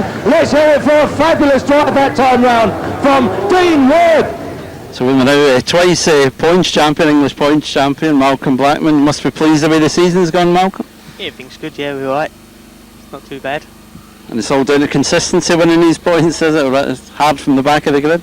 Yeah, I think just the points is just finishing, you know, we just seem to get in a good position and just keep finishing every race, and over the year makes a big difference. There's a good battle with Dave Longhurst over the season. Yeah, Dave, we've had a good, and Carl, and you know, there's been a few swapping and changing. Them two have swapped under like second and third for quite a while, so that sort of helps me out as well. Do you mean if they're fighting? Yeah, of course. I think you've been in the top group for much of the whole season. Yeah, and most of it. We've had seemed to have started last all year, so we must have been in Group 1. You're quite happy the way things have gone qualifying, 5th on the grid tomorrow? Yeah, it was alright. We made a bit of a wrong choice on the tyres, but that ain't too much of a problem. Do you mean? And quite good to be on the inside for tomorrow, so that'll do us. Well, you've got two Wilsons, of course, on the inside ahead of you.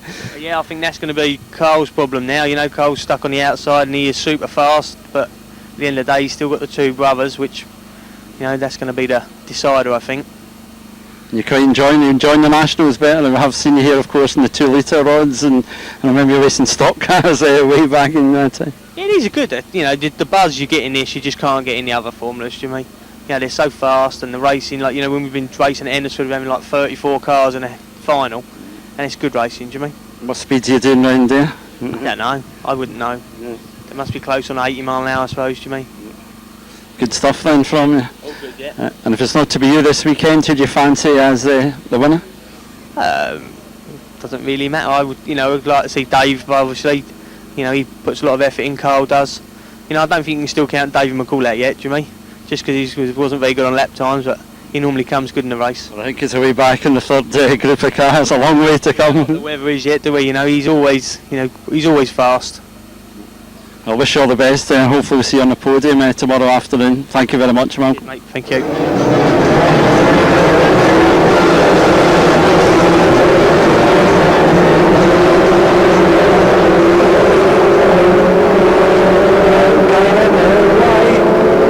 And Danny Holt 161 into the early lead. Double zone for Chris Bradbury and Mark Belton, two of the big names involved in the two-star men. And last, they're used to starting near the back, and not with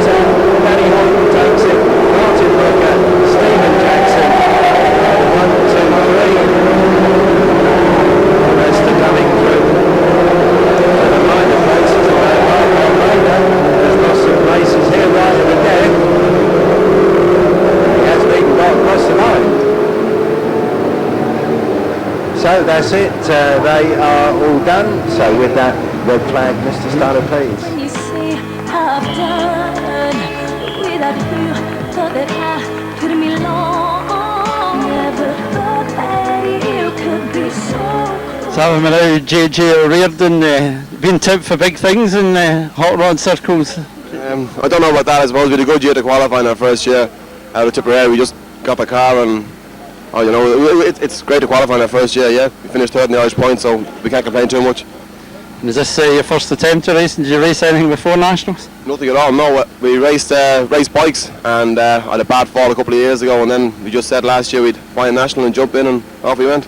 And it's quite hard, of course, in the southern scene to qualify for the world final. Yeah, you've got a lot of good drivers there. You got obviously Tom Casey, Neville Stanley, Pat Canavan, Mike Reardon. There's a lot of quick fellas there, and there's a lot of fellas then nearly as quick behind them as well. So it is a difficult group, and with only 4 qualifying, it does make it even more tricky. But yeah, as I say, we're very, very happy to make third. We were very happy. You're quite happy with your qualifying performance today? Not really. We got a new engine, got a couple of new engines here, and we spent the day testing yes in Northampton with a few teething problems, and again it carried into this morning with a few more problems. Again this morning we had to change the head gasket and change a few bits and pieces. So in practice it went okay, but then I had a few problems again in qualifying. I got maybe 4 or 5 laps to pull in, so I couldn't get the best out of the cars. We did okay, but we could have maybe done a small bit better if we got a few more laps. Something different to, of course, qualifying than you used to? It's nothing we used to before, racing against the clock, so we just didn't think about it, just kind of put the head down and just treat it as a normal day, a normal race, I suppose, and just put the head down and see what we can do. It is, of course, a long race tomorrow. There is possibilities that you're coming from the back of the grid. It's a long race, yeah. I think the most I've done is 30, maybe 35 laps. I came after Thunder 500 2 weeks ago, and I was out after 2 laps. So it's going to be physically hard on me. It's going to be hard on the car. It's going to be a hard race. So we just put the head down and see what we can do. If we finish, if we finish in our first year, it's a result for us. And what was your first impressions of Ipswich when you were over there? Yeah, it's nice track, nice people, everything, good organisation. Everybody's friendly. The track is a little bit different to what I'm used to back home from Ballymena and Tipperary and that. But we feel okay in it now. We'll try and get another few laps this afternoon if we can. Yeah. And if it's not to be you, who do you fancy to lift the title? Obviously Wayne and Gary here, part beside us. Either one of them boys has got a very, very good chance. Keith as well has got a good chance. I think there's probably maybe 6 or 7 guys can do it. A couple from at home, and there's probably more. Maybe there's a couple of English guys can do it. A couple of Northern Irish guys can do it. I don't bet, and it's just why I don't bet, because I wouldn't put money on tomorrow's result. Very, very difficult to pick. Hopefully you'll do well yourself in your first season, and we'll see you back over here again next year for the World Final once more. Yeah, it's going to be it'll be just as hard to qualify next year. You've got a lot of fellas who are disappointed this year not to qualify. You'll have Mike want to qualify next year, Pat want to qualify next year. So again, we just put the head down and try and go as we did this year and qualify again. And is Mike a relation of yours? No. He's Mike Reardon, we're all Reardon. He's just just same namesake nearly. Same namesake, yeah.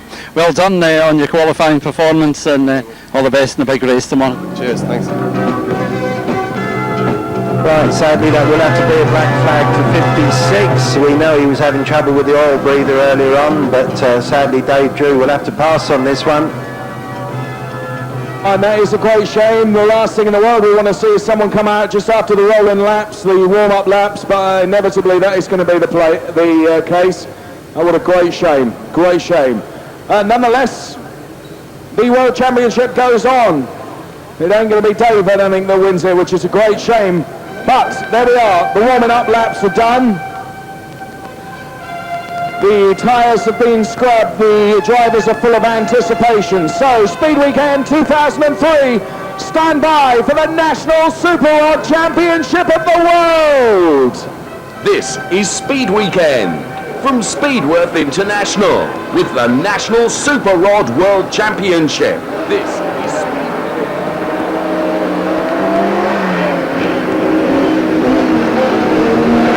So away they go. Chaz Farrer, 67, been second twice and third, but never won this Super Rod World Championship. Is this to be his year?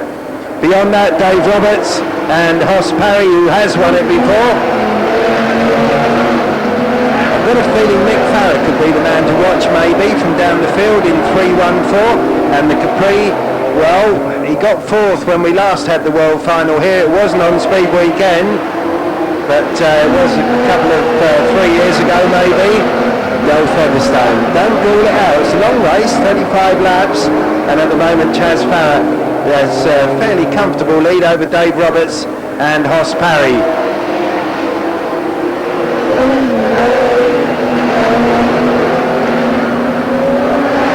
So those three down the far side. Beyond those, Malcolm Foskett, self-built car, 148, the Sierra, and Sean Jacklin, a very, very smart car, number 11.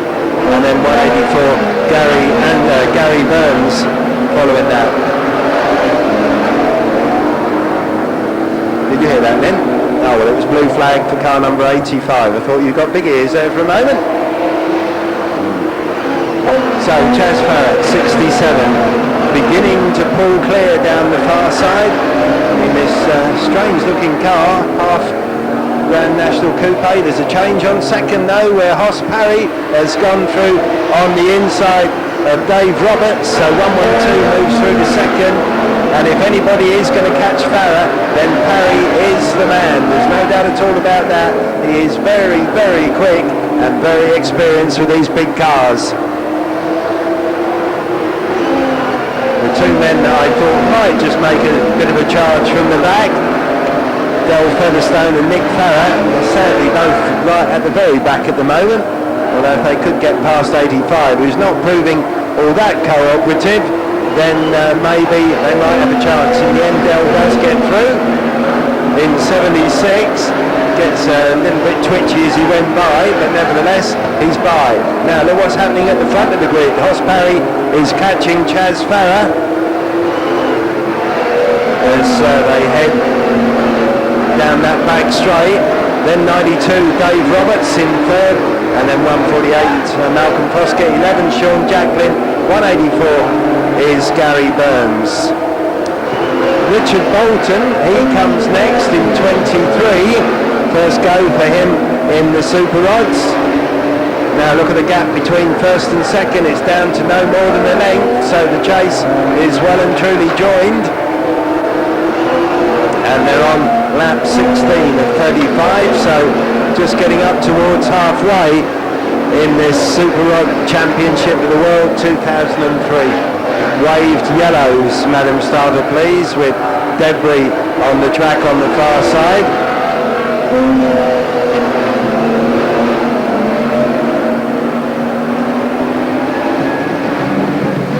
Right, waved yellow flags, debris on the far side of the track. I'm not sure where it's come from. I think it probably belongs to 85. Certainly a fair bit of debris one way and another, or debris as the Americans would say. In fact, it's quite a large piece of it from the look of things. The whole tailgate assembly from Nigel Andrews' car. So the yellow flag's out. I think we'll go again this time, so stand ready with the flags, Lynn. So 67 Chaz Farrer now got it all to do as Hoss Parry, Dave Roberts and Malcolm Foskett line up behind him. Okay then, the resumption of the Super Rod World Final.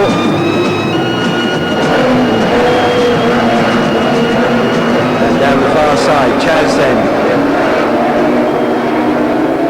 From Hoss Parry and Dave Roberts, the others are going to think now we've got a chance. That yellow flag was just what we needed. And Hoss is thinking about it down that far side. He's thinking more, but Chaz for the moment has kept him out. So Chaz, Hoss Parry, Dave Roberts. Would be interesting to have a lap timer on these, wouldn't it? But it's got to be certainly around the 15s as Chaz still continues to lead this way. Never won the world before. He's won the Lightning Rod World, but not the Super Rod World. Is today going to be his day? When you're trying to win the World Championship, the last person you want right behind you is Hoss Parry, with all due respect, because that man is a bit like Malcolm Blackman in a way. He's a real charger, a real chaser. He is tapped in there just waiting his chance. Dave Roberts in 92 Well, his chance may have gone, but there could be drama up ahead of him, which he'll be hoping for, and maybe squeak through then. And then Foskett, Jacklin and Gary Burns, and then Del Featherstone, Nick Farrer. We've lost Richard Bolton now in 23, the former Lightning Rod World Champion, has gone, and Hoss has gone. He slides wide on the turnstile bend, and that's left Chaz clear. That could have been oil. I don't know if that's oil from Richard Bolton, but I suspect it was. So now it's Malcolm Foskett and Sean Jacklin that have emerged to challenge Chaz, who's gone wide as well. Foskett comes diving through on the inside, so Malcolm Foskett is now suddenly the new race leader. There may be yet more twists and turns in this. Richard Bolton leaves what is rather a steaming Holt on the infield as the top four then head through. So at the moment, Malcolm Foskett, he of many formulas, leads the way. 29 laps are done, 5 next time, Madam Starter, for 1:48. Malcolm Foskett, this self-built car, didn't cost a vast sum of money to put together. It may be winning the Super Rod World Championship. Sean Jacklin in number 11, another East Anglian, tucked in behind him. Chaz Farrer, well, it's got to be now or never, Chaz. I know it's slippery round that turnstile bend, but somebody's going to have to go round the outside, and it's probably got to be you.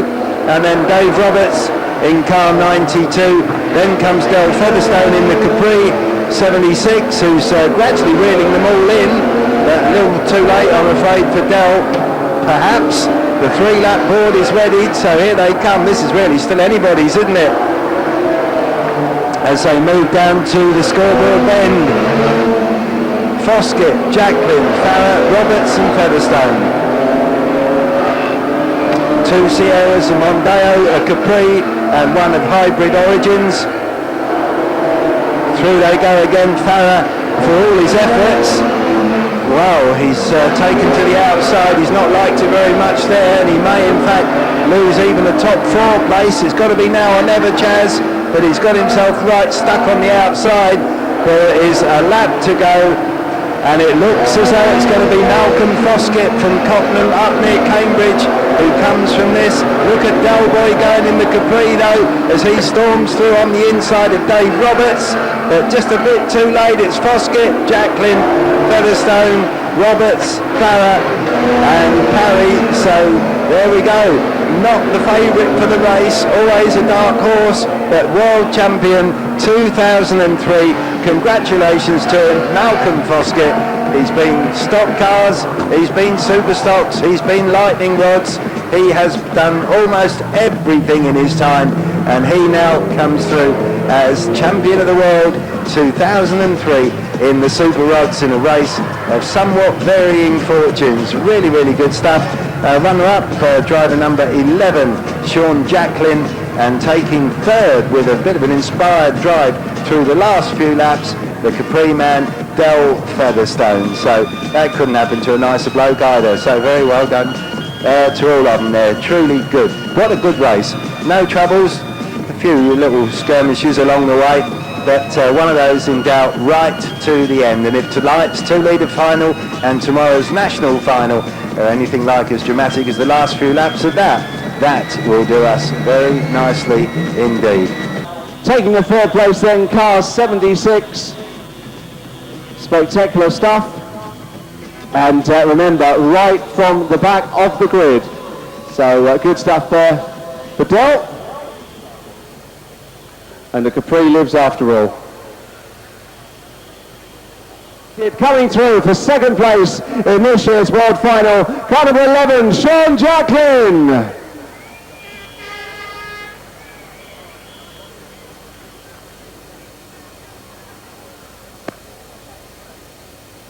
Okay, so we've seen Del, we've seen Sean. That means all we need to do now is welcome on board the brand new National Super Rod World Champion, Malcolm Foskett. Here comes Malcolm, full of tears. He is absolutely delighted. He's been racing for 400 years and he wins the World Championship. Go up there and get your trophy. Malcolm is absolutely chuffed to bits, and rightly so. He said to me earlier on, the car's not right, Dave, it's not going the way it should. But it all came good in the big race for him. You said to me earlier on, mate, Dave, that car ain't right, it's just not going the way it should, and then all of a sudden, you took the opportunities well, and everything came good just when you needed it to. Unreal. We went out in practice, and it was like a Sainsbury's shopping trolley. Had to get that in for the lads. Chaz Farrer's been excellent. I mean, he's really helped us. He's one of our main competitor, and he helped us no end, and he gave us a little bit. And Alan Dent, who sets our cars up for us, he said, Mel, just do this. We just done that one thing. Trevor had a quick look at it.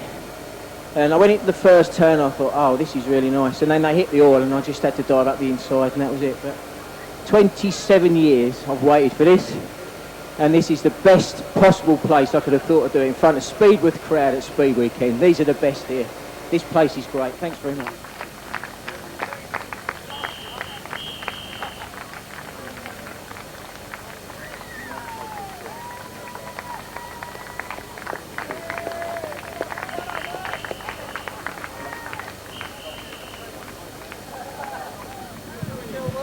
Telling me now, Chris here, done really well this season, Chris, 6 in the points.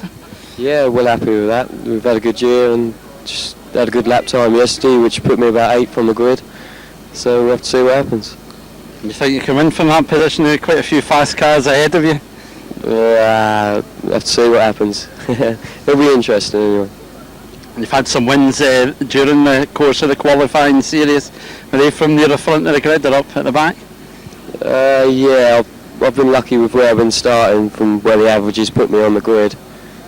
But we'll have to see what we can do from where we are. Do you think it's a fair system, the qualifying system that they have? Sorry? Do you think it's a fair system, the way they run the qualifying throughout the year? Fairly fair. I'd like to go back to the drawn grid positions. I think that's the fairest way you can do it. Even if you were drawn at the back? Yeah, because at the end of the day I want to start at the front in the next one, so everyone gets to go in every position then, don't they? Tell me a bit about your car. Is this a new car you've had? How long have you had this car for? I've had this one 3 years now. I started off at Peterborough 3 years ago, and it's the same car as it is now. Did you used to race at Alwalton for quite a while? Yeah. I had a year at Alwalton there, and that was just basically to learn how to drive a car, because I had never driven nothing before I jumped in this. Quite a big jump, a big step to go straight into hot rods. What made you decide to do that? Well, Dad did it for years and years, and I loved it, and I wanted to have a go. And so here we are now. And if it's not to be you today, who do you fancy will be lifting the title? I think it's got to be one of the Woolseys. Well, I wish you all the best, and hopefully we'll see you on the podium at the end of today's racing. Thanks very much, Chris. Lovely. Thanks a lot, mate. James, thank you. Here we go then. One-on-one destruction derby for the east or the north. We have Sean Copland for the south. It's Blasted Maverick, isn't it? It's Keith Painter, it is, yes. Yeah. Go! Oh, Keith Painter, what are you doing? Come on! We need this pretty desperately. Oh, well done. That's another hit for us. Come on, boy. Come on, Sean! Cheer for Sean, ladies and gentlemen, in the Fiesta 1.1 Pop Plus. Fine vehicle. Gone well in. It's a one-on-one destruction derby. Speed Weekend 2003, desperately trying to win the North v South Challenge. Oh my goodness me. Oh. Come on, Sean! There he is, he's going for it now, he thinks right, step in. That's it, straight in the driver's door, that's fine. Oh, it's only a matter of time. Come on, Sean! Just think of Oxfordshire. Away and gone there. No, you look how Keith is trying to run away. Isn't that typical? Yeah. Be like our girls earlier. They've gone up the other end. Oh, isn't that marvellous? Just can we have a quick recap on the scores, please, Dave? Yeah. Yeah. Well, you would want to do that. Come on, Sean. By far and away, you look the strongest.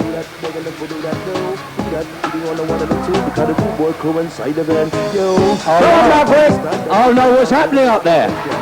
I think the South are packed up. Just keep your eye on this, John, because they'll try and pull a fast one. I'm afraid I think it's all over for the South. No. Their car's bust. Not yet. Sugar in the petrol. The other one's only on the starter. They're bust. No. It means we win. No, give him a second. Give him a second, my eye. Come on, Roy, surely you must make a managerial. You must make a managerial decision here. The South haven't moved for at least 10 minutes. That can't be allowed. Nice to see what's going on. Oh, just let us win. It's not moving. Still moving. May I just say, I want that Bull Death removed from the payroll. He's supposed to be on our side. You're still moving, all right. You're not moving at all. Jim, for goodness sake, you can see from up there in your ivory tower, the South have lost. The South have definitely lost. Maverick is X. All right. Gone. Expired. You can have half a point. Half a point, my eye. It's victory for the North, ladies and gentlemen, in the one-on-one destruction derby. Actually, Graham, I think that was a fix. It was a definite fix. They needed the points, you see. We had to let them have that one. Yes, this is a downside. They're going in backwards. I think so. Do you know, let's do a countdown then. Shall we do a countdown? Please do. 10. 9. Oh my goodness. 8. Here comes the impact. 7. 6. 5. 4, 3, 2, 1. Oh.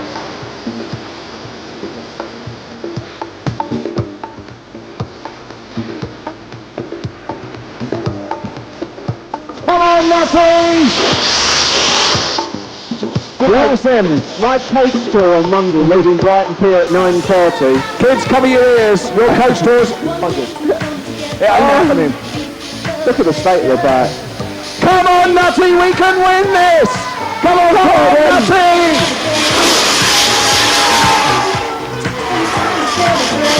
Nutty Nigel Raymond for North, ladies and gentlemen. Gordon, he's away. The big fella, Gordon Cole for the South, who, in fairness, is a nice guy as well. We're all nice down there. Come on, Nutty! This could be it. You know, Grandma think we're going to win this.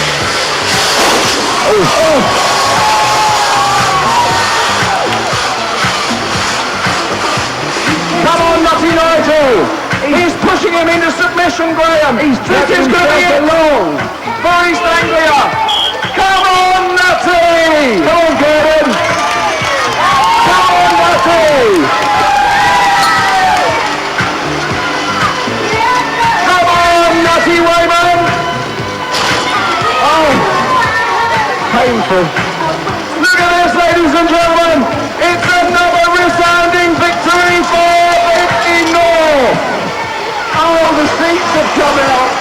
Oh dear. My bedding's gone as well. It still goes.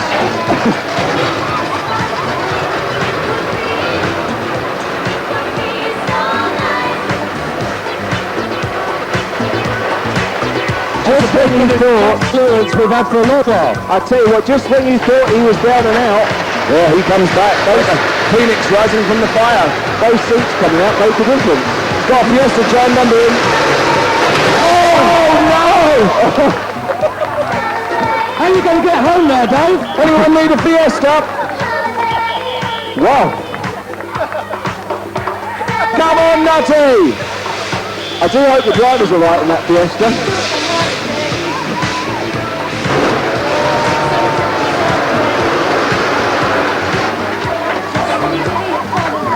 Well, I tell you what, there's no doubt about who's stronger now. Here he is, ladies and gentlemen, top East Anglian banger star, Nutty Nigel Raymond. Oh, Gordon! Oh. Wow. See, once again, we help your side out. Shouldn't ever be that way, but that's just the nature of us.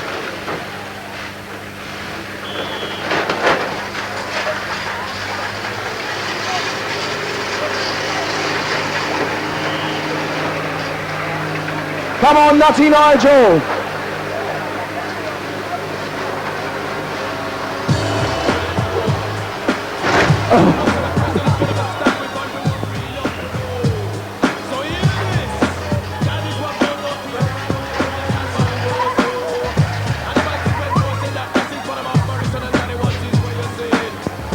Come on, boy.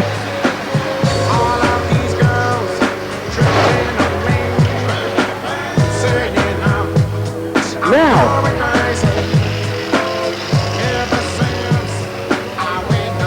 Well, ladies and gentlemen, Gordon Cole resigns. He knows when he's beat. You liar. Ladies and gentlemen, the Brighton Basher, Gordon Cole. What about that?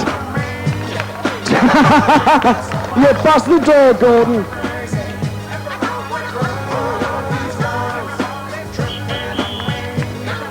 And Sean Boy steps up.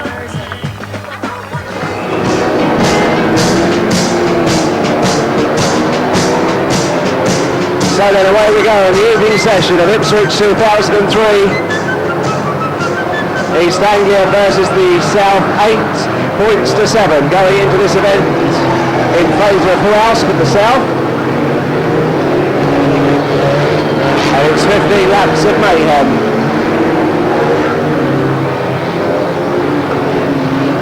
So still a fair amount of cars remaining, most of them red, I'm pleased to say. Not that there's any bias whatsoever. And down here they're all taking each other out. That's not quite the hang of the story.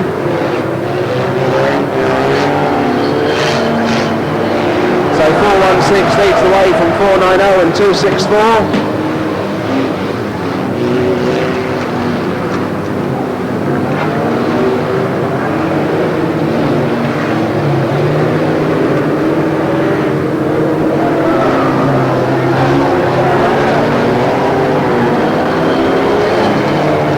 Okay, red flag is the start of Bruce.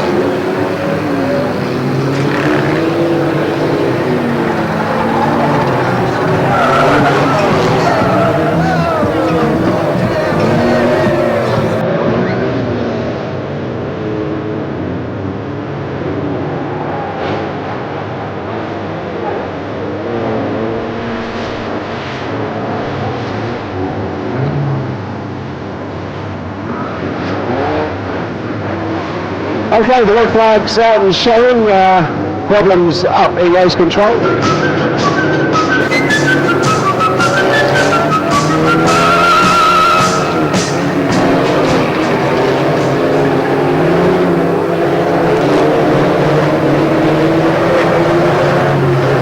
Right, okay then, they're all away and running.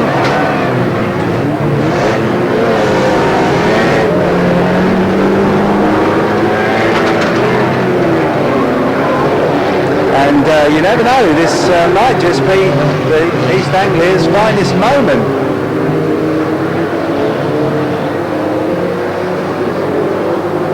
Because the boys in yellow have managed to spin a few, but Nutty, here the star driver of the coach, gets spun down over there on the scoreboard bend, and now he's got mullered anyway, and it's beginning to look as though the South are sweeping to victory in this. Oh, they're not. Right, the current leader in the race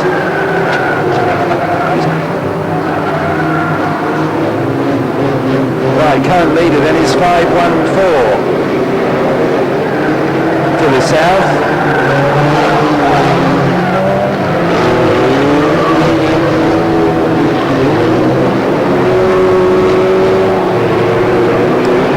So 514 for the South leading the race, 416 for East Anglia though, not very far behind. Already had one win today in the Superstocks, that's Mark Smith. And then following that, Gonzo, the honorary East Anglia in 474 is running third.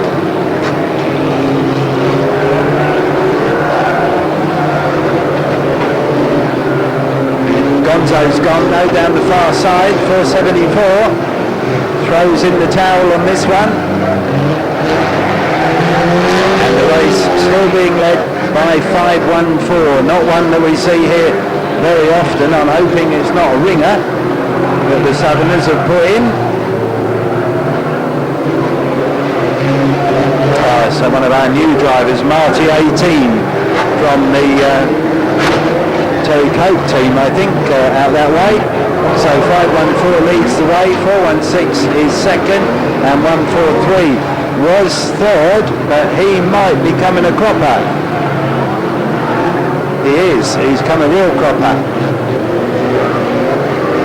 And the reds are on the march here, sadly. The yellows, although they've got a good bunch of them heading down the home straight, it don't help if they crash into each other. That wasn't the best bit of team racing I've ever seen in my life.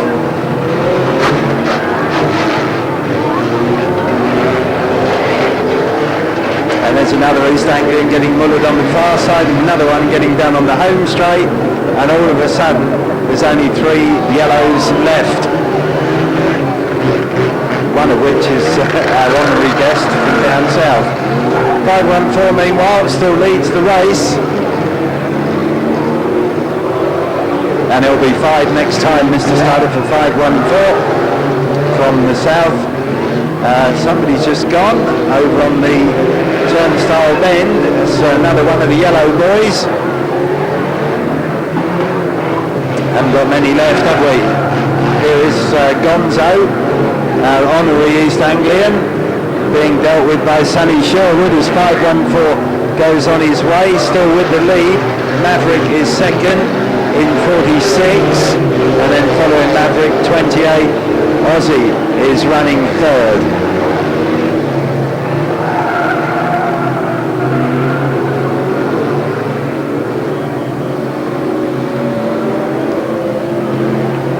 So through to the final stages, Marty 18 in 514, still leading the way.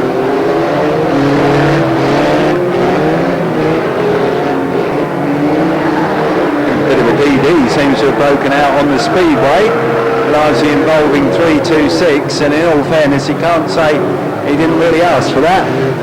So 3 to go, 514 still the race leader. Maverick is second in 46.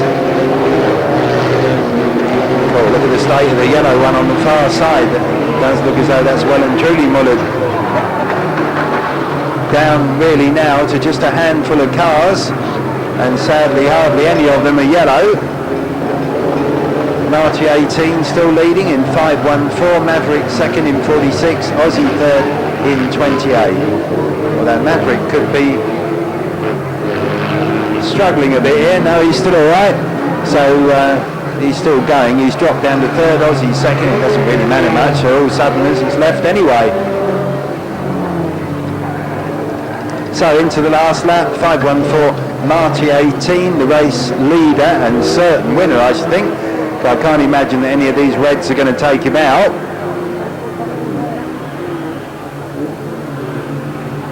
So here comes Marty 18 then, one of the newer drivers to the Speedworth lineup. He takes the victory for the south. And since it's only reds that are left, we'll have a red flag, Mr. Starter, because they're clearly going to get all the points for that. Right, well there we are, big bang to finish up with. Victory, I think we can safely say, to the south.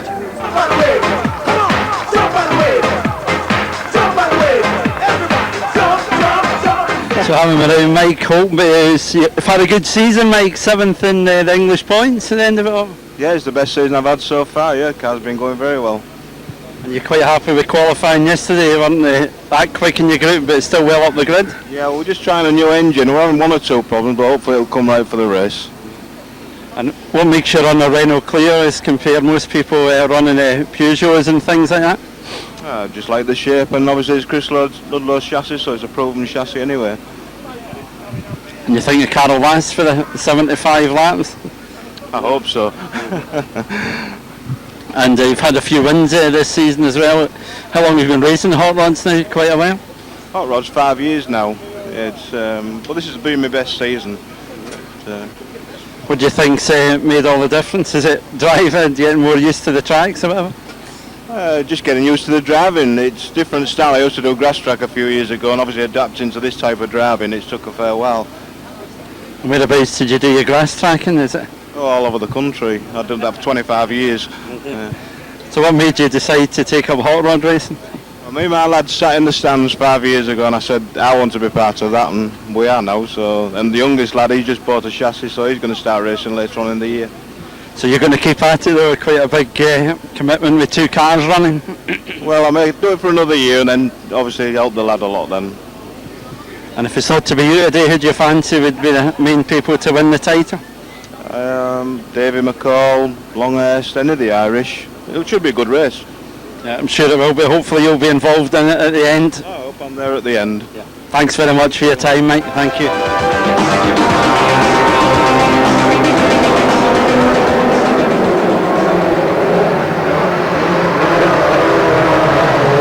Away we go then, the 2.5 miles in the stride down the far side, 113, Stuart McLeod our leader. And a fabulous sight around the Vauxhall Bar as the lights begin to shine.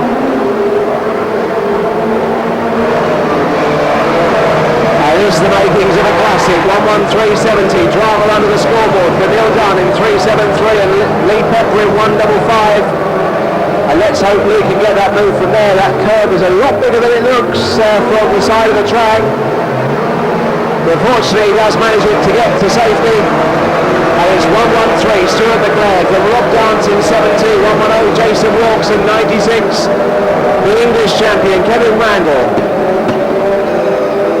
So here we go with 113, 70, 110 and 96. And a pack with a 2.5 miles to work their way round the turns, and Starmen at the back, 2.30, 1.15 and 3.10 as we lose Lee Pepper here on the home straight.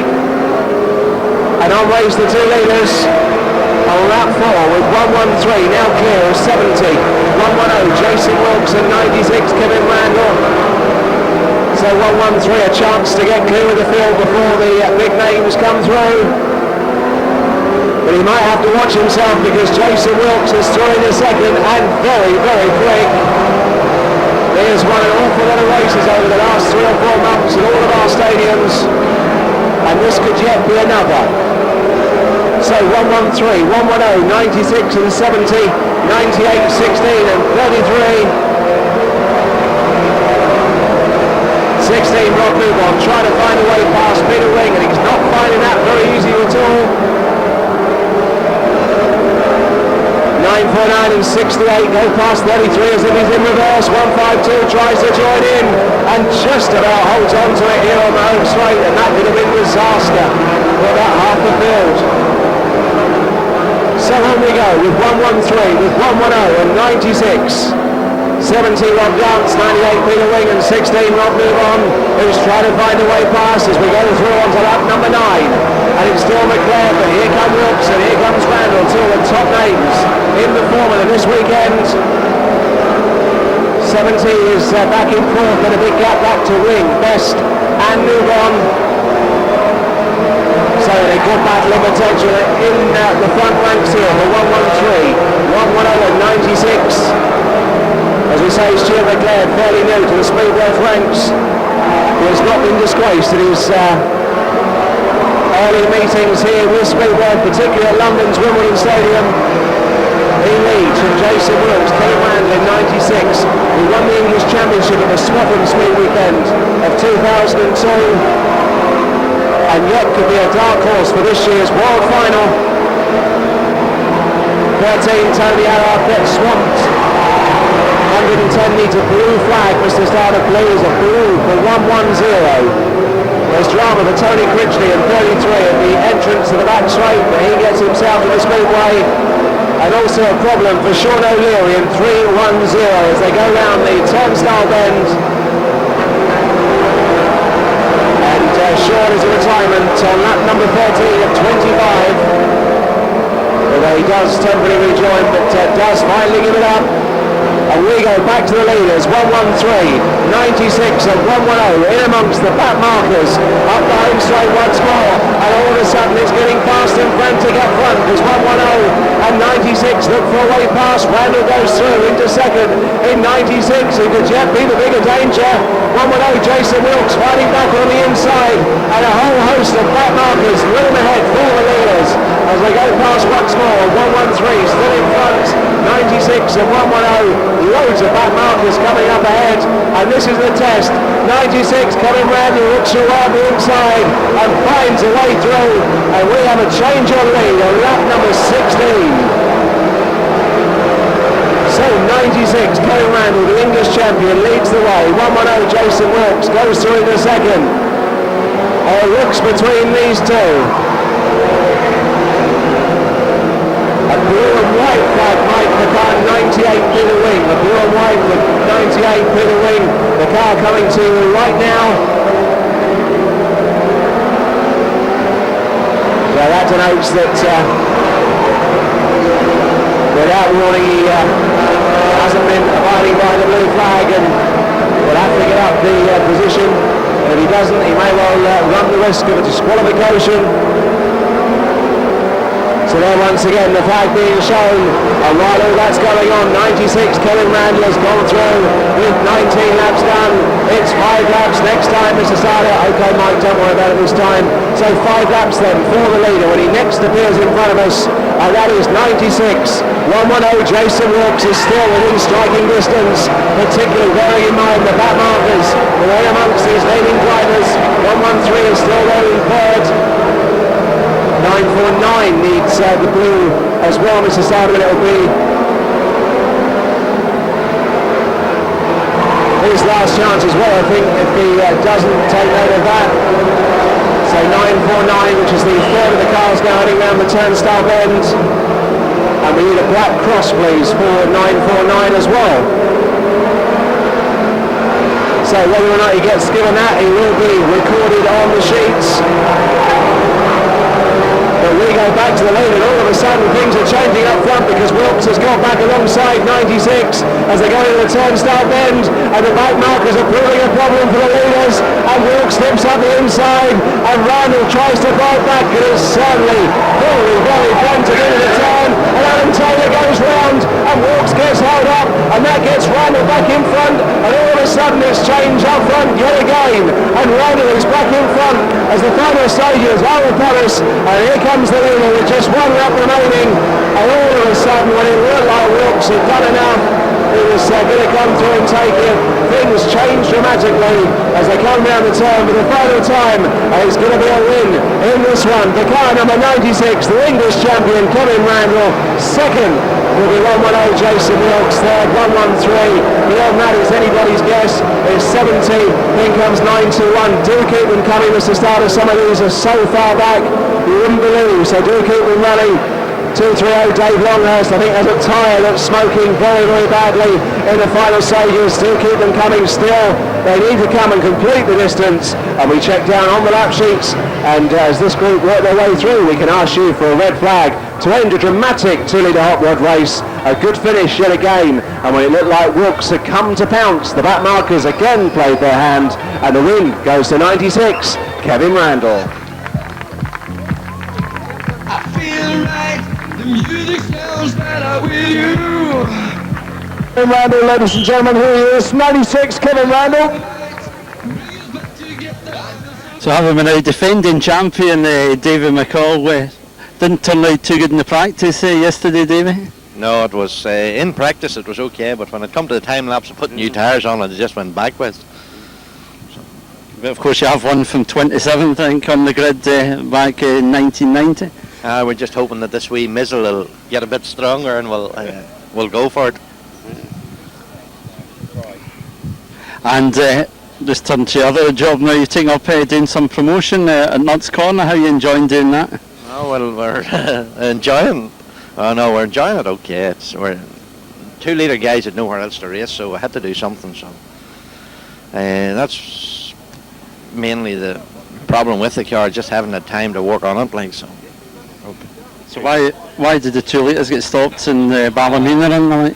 They never run in Ballymena and Portadown closed, so I just had to do something. So the boys all got tore in and we built a new track.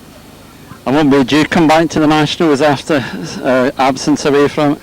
Well, I got a bit of sponsorship and we just decided we'd have to get rid of the money somewhere. So. Yeah, see, I had sponsorship from Scotland, of all places, talk of the town. How did you get tied up with them? It's a long, long story. Okay, say no more about sponsorship. Realistically, do you think you have a chance of winning for me on the grid today? Not really, unless it rains. What about the Wolseley boys? Do you think they have a shout up the front? That's sort of a bad subject as far as I'd be concerned. There's a bit of a needle between the two out there. Yeah, there is. We'll not elaborate any more on that. So who would you like to see win the title from those up the front? Anybody, as long as it's not Gary Wolseley. Okay, well, that's controversial enough. I wish you all the best, David, for today. Thanks very much for your time. Right, thank you.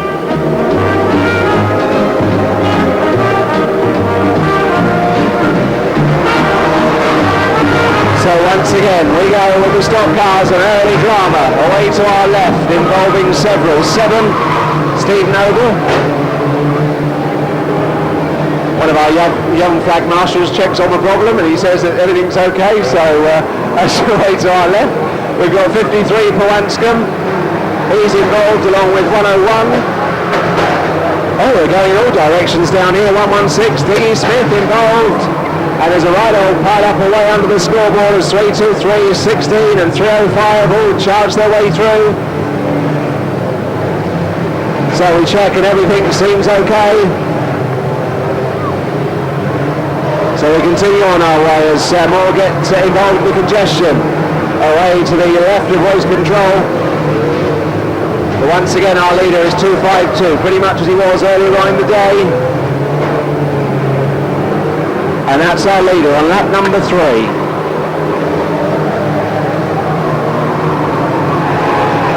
So 252, 58 and 442.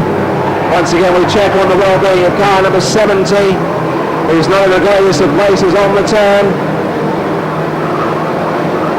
So we check on the well-being of that driver, and all seems well at this moment in time. 2-2 in problems on the turn, and we now have a waved yellow, Mr. Salas, and the yellows are out and showing. So the yellow flags, car number 70 now gets it. Our leader is 252. That is our leader. And the question is, can now the white grader hold on? I have to say that probably without the stoppage it would have been very, very difficult to stop him. But all of a sudden now the names are beginning to come through, and already he's lost the lead to Simon Berry in 442. Although in fairness he does come back strongly and pushes Berry very, very wide indeed. And 252 on the inside, 58 Keith Stone, Cecil in 194. 32 James Davis, drama for 442, Simon Berry, who's gone. So then the East Anglian bites the dust on the back straight, joined by 29, and 252 all of a sudden is back in front. We check on 442, who gets a right old knock at the back end of his car. He then tries to jump clear and has more rough treatment getting out, but he is to the safe side of the fence, and even further in behind 58 and 102 are involved, and the stock cars are well and truly getting involved away to the scoreboard end of the raceway. So then 252 goes past his fence with 10 laps done. It's 5 next time, and just when you thought he was going to lose out, he's well and truly back in and has slipped clear. The second place driver could well be Cecil in 194. 95 is in there, I think he's about marker. But 194 is in there. 19 Joe Mancini is making good progress. We lose Ian Blackman on the home straight, and 132 Gavin Pigg on the far side. So the race, which looked as though it would go to one of the star graders after the caution flag, but it wasn't to be, it seems, because 252 has come back well. 58 now pulls up on the home straight, along with 132. Into the turnstile then they go, and 252 is our leader, getting slightly mixed up with 29, and there's no need to do that. 19 is up to second, then we see 194, car number 3 and others, and a battle for third. And surely it can't be another win for the novice grade here at Ipswich. Well, the answer is probably no, because he's drifted ridiculously wide. And 19, Joe Mancini, takes the invitation. There's all sorts happening in behind. There's 17, or 71 should I say, 57 and 732 all get spun aside. It was like the Okie Dokie down there at one stage. They were all going round in unison, and while they're doing that, the superstar Joe Mancini has slipped well clear at the front of the grid. Second place is 252, then it's 3, who's now gone through into second place, and a massive gap back to the rest. They're going down the far side and round the turnstile bend for the 16th and final time, and coming through to take the win is car number 19, the Southern champion Joe Mancini. Second is 252, along with car number 3, who actually may have got there ahead of him. He did. As 29 gets a spinning treatment. After that, a long way back to 5 number 1, 194, 116 and 305. The rest begin to make their way through. We can ask you Vince for a red flag to end a dramatic stock car race, which certainly had its moments along the way. And it was a silver star that came through to take the win. The Southern champion, 19, Joe Mancini. Ladies and gentlemen, here we have Joe Mancini, Richard Austin, concentrate on your lap of honour, Richard, and also Tim Belcher as well.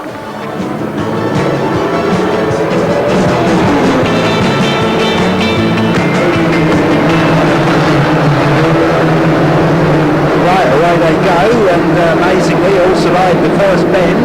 Right, let's see if they all survived the turnstile bend now. Here they are, and safely through.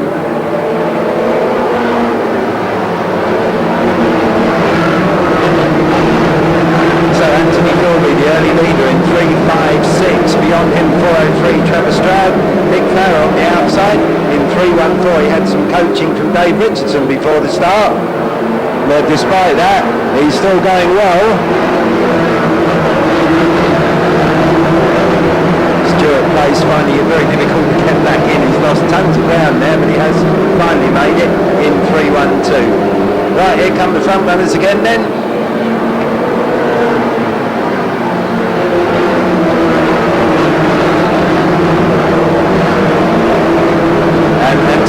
Under severe pressure now, heading towards the turnstile bend with Farrer on the outside, Stroud tucked in behind him, and Brent Tillo just beyond that.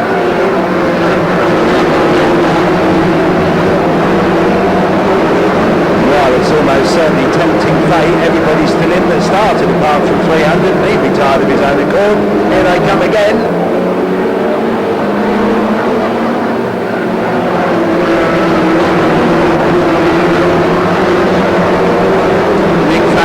Making a bold move round the outside because he knows this track like the back of his hand, especially today. He's done super rods as well as lightning rods, and it's Nick Farrer who goes through and takes it up. So Nick down the far side, twice been the world champion, used to do 1600 hot rods, 2 litre hot rods as they now are, before he went into the lightning rods.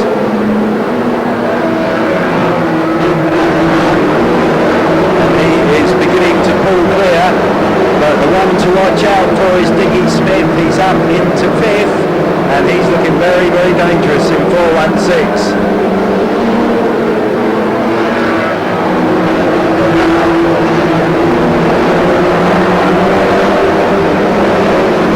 Down the far side, Trevor Stroud's lost a bit of ground. Diggy's moved up into 4th, and imagine before long it could be Farrer against Smith, although Brent Tillo and Anthony Philby are not going to be easy to get by.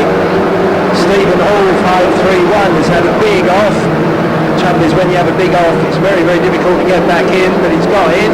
Diggy's gone up on the turnstile bend. Not sure what's happened to him, but the car has just gone slow. Now it's died. I think he's going to make it to the infield. He's got a very flat tyre, so that will account for the reason why Diggy's gone all of a sudden. His race is run, and all of that leaves Nick Farrer well and truly clear. So 3.14, here he is. Look at this, a huge great lead for Nick now, but it's very, very close for second with Anthony Philby, Brent Tillo and Andrew Stroud. Then Mark Lisowski, Mark Cooper and the Irishman Steve Emerson, they're all the next in line, having a real good battle for that second place. Here they come. And then Gavin Bockfield just beyond that. Farah is beginning to run away with this. This is the Nick Farah of old. This is leads by miles.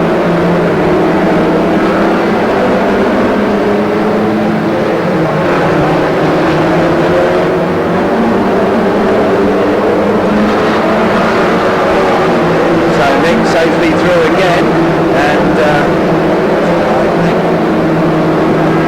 through next time, Lynn. Not my fault. So for next time, the Nick Farah in 3:14. Here he is in amongst all the bag markers. Now look at this train for second place. Anthony Philby, Brent Tillow, Mark Lazowski, and then beyond those Steve Emerson, Mark Cooper, Gavin Botfield, and Trevor Stroud. Daktari, the British champ, he pulls out as Farah continues on his way. He really has driven this very, very well indeed. Did all the hard work early on, but having got in front, he's left them a long, long way adrift.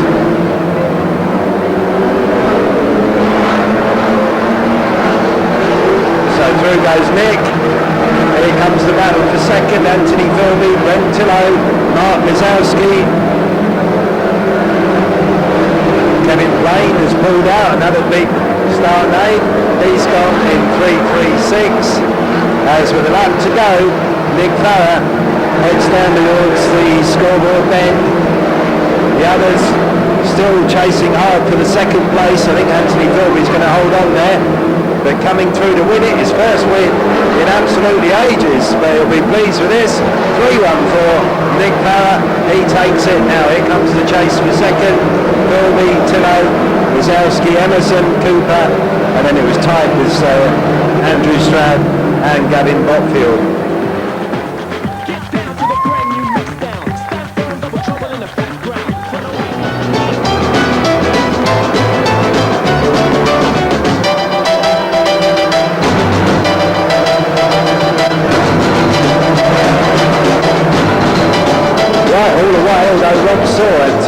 Had a little bit of gardening down there on the speedway, but anyway, all into their stride. Lee Nichols and Lisa Kerry lead the charge down the home straight. Bit of drama over on the far side where Steve Bratton and several others actually got a bit sideways, but miraculously all lived to tell the tale. Lee Nichols out front now, with Lisa dropped down to second.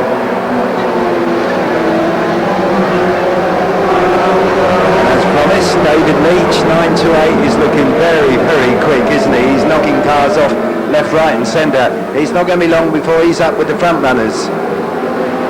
Trouble though on the home straight.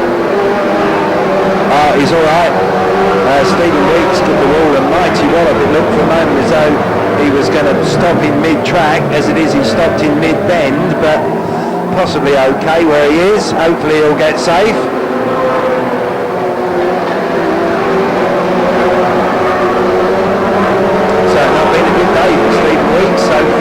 Also out of this is 115, John Madden.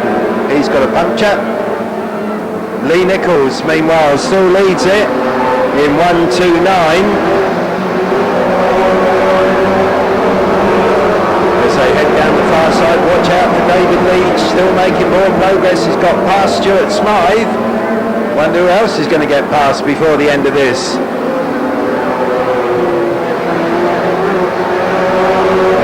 Just got past Kim Carter as well, and he's now gone fifth.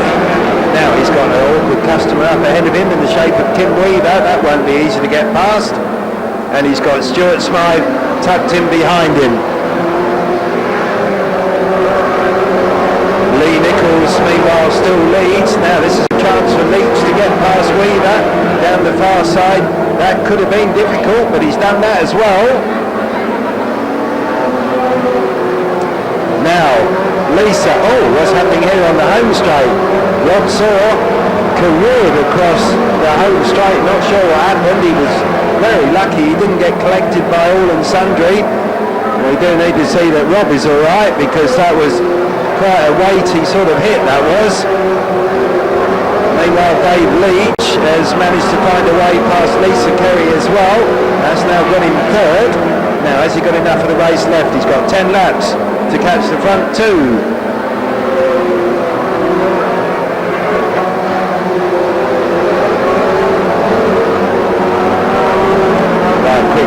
Rob's welfare on the infield, he's alright. So here come the top two, Lee Nichols and Brian Smith. Here comes David Leach, third in 928. And then Lisa now has got a whole bunch of cars after her down the far side. Oh, more trouble. Steve Bratton now has come to grief on the home straight after a collision with 761, I think it is. Bratton, though, once again, he's got safe. Some funny incidents in this one, all of which seem unaccountable for. Right, here comes the top two, Lee Nichols and Brian Smith, then David Leach, Stuart Smythe, and all the others have gone bursting past Lisa down the home straight. She's lost an awful lot of ground there. As we turn our attentions back to the front runners, here they go. 14 laps done, 5 next time, Mr. Starter. The 129.565 and 928. Who's going to catch these before the end? Then I think we may well and truly have a bit of a race on our hand. There they go, 129.565, 928, 447, 209, 500. They head down that back straight. Lee Nichols, Brian Smith, David Leach, beyond that 447, Stuart Smythe, 209, Kim Weaver, and 500, Kim Carter. So where's your money on this one? Leach has stolen the march on Smith and gone through and got second. And bear in mind, he started way down the grid. Now he's just got Lee Nichols to deal with. Brian Smith, though, pulls out after going so well for so long. He's gone as well as the top two battle it out down that far side.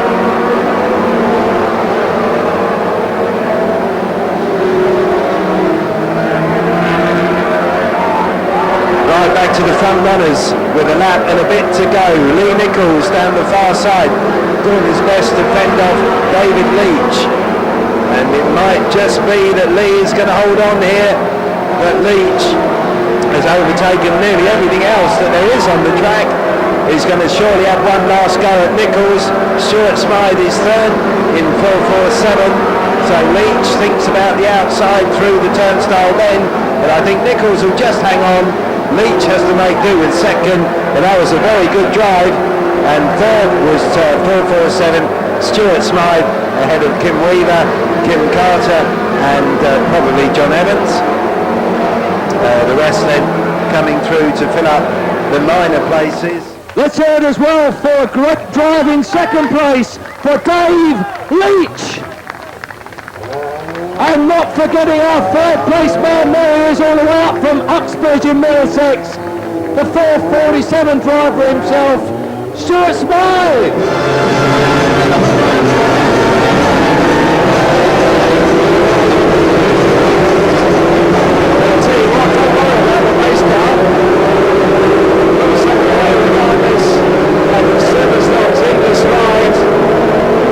And don't forget to keep your eyes on 612 Gary Sparks, who was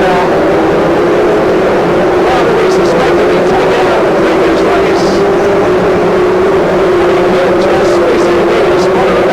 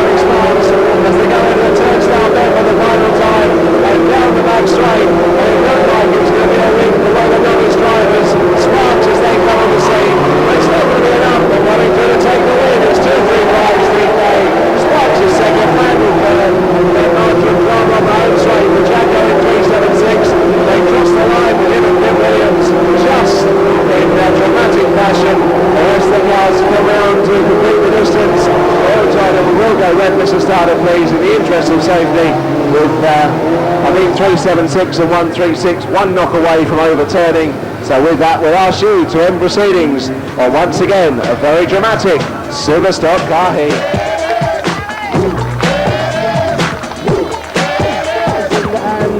Certainly all the top names are here.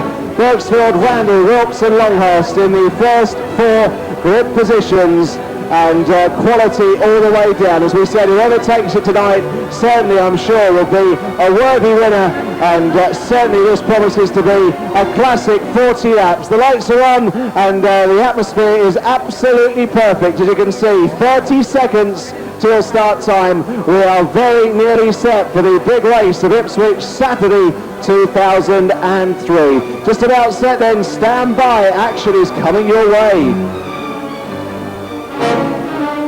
Oh, you can almost cut the tension with a knife. Stand by, Vauxhall International Raceway. This is Speed Weekend 2003, the biggest and the best ever. And for these 2-litre hot rod drivers, this is it. The biggest one for them. Ladies and gentlemen, the 2-litre hot rod championship of the world is nearly ready to rock and roll. Let's get ready to rumble.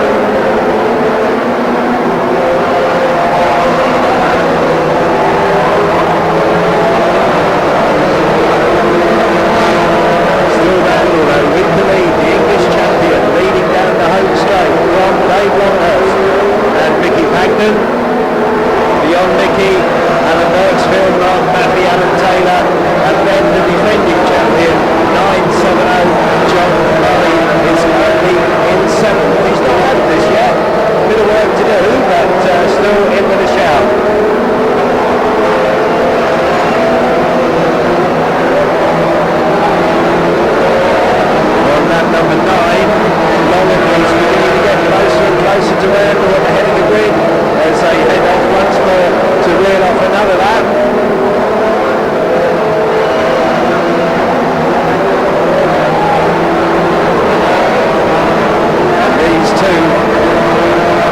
Blue flag 466 again, Mr. Starter please, out of Bergsfield.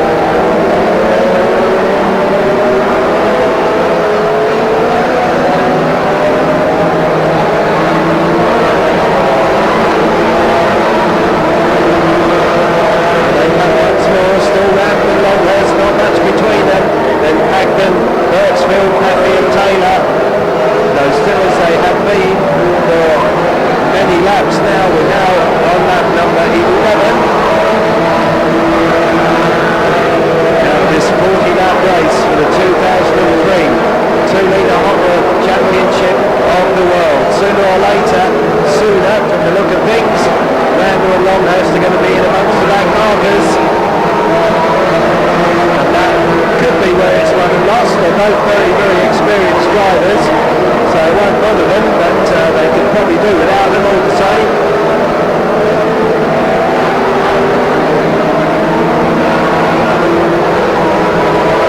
Here they come once more, and still only just a length or so between them. Mickey Pagden still leading the chasing group.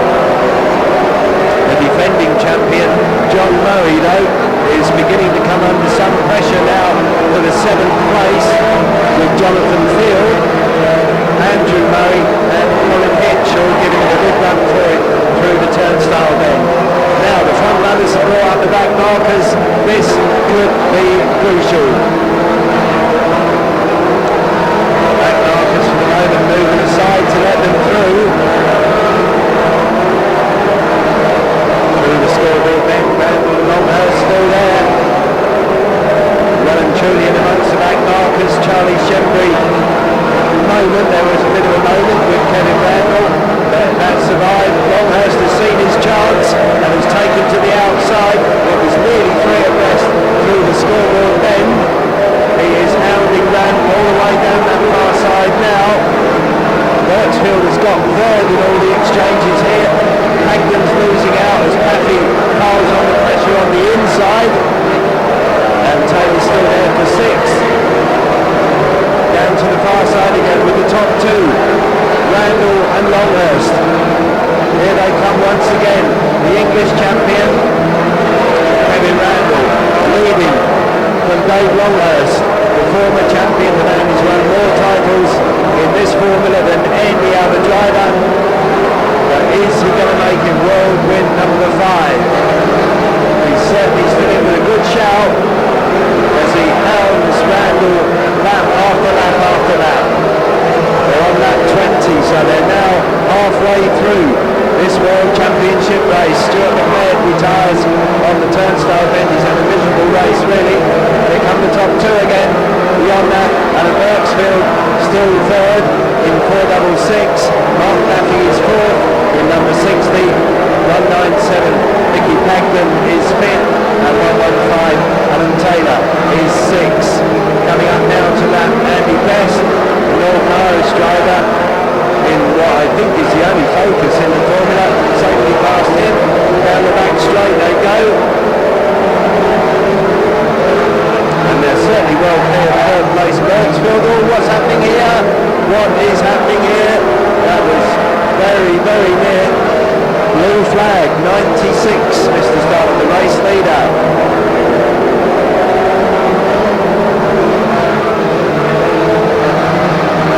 Down the home straight once more. Longhurst looks fractionally the quicker, but is he going to find a way past? They've got the back marking Rob Newman to deal with, who very well done. Rob moves across and lets them through, and they can continue their race. Bergsfield in 3rd, isn't that far behind, and Mark Paffy is gradually closing in on him. We lose Andy Best, the Irish driver, in 949. He pulls out as well. We've not lost that many. Look at this, another chance for Longhurst, and very nearly got through again. There surely has got to be another chance, but will he be able to take it? Blue flag 96 again, Mr. Starter, please.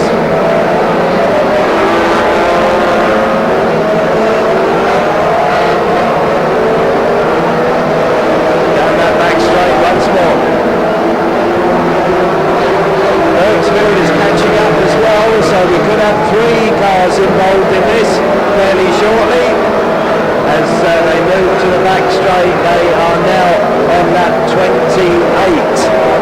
12 more to go. Randall has suddenly got a length or two over Longhurst.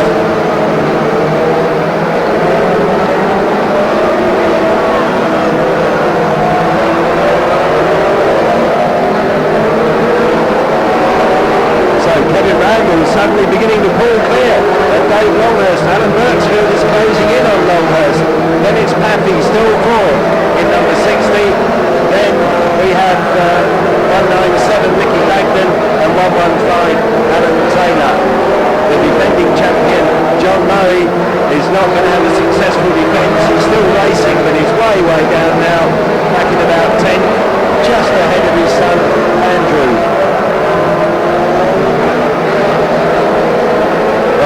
To the turnstile then, there is soon going to be a huge bunch of back markers moving up for the front runners, and they're going to have to get in amongst them before the end of this race, because there's still 10 laps to go, 8 laps to go, beg its pardon, so the laps are beginning to run out, but they are going to catch those back markers, I'm sure, as they head to the far side.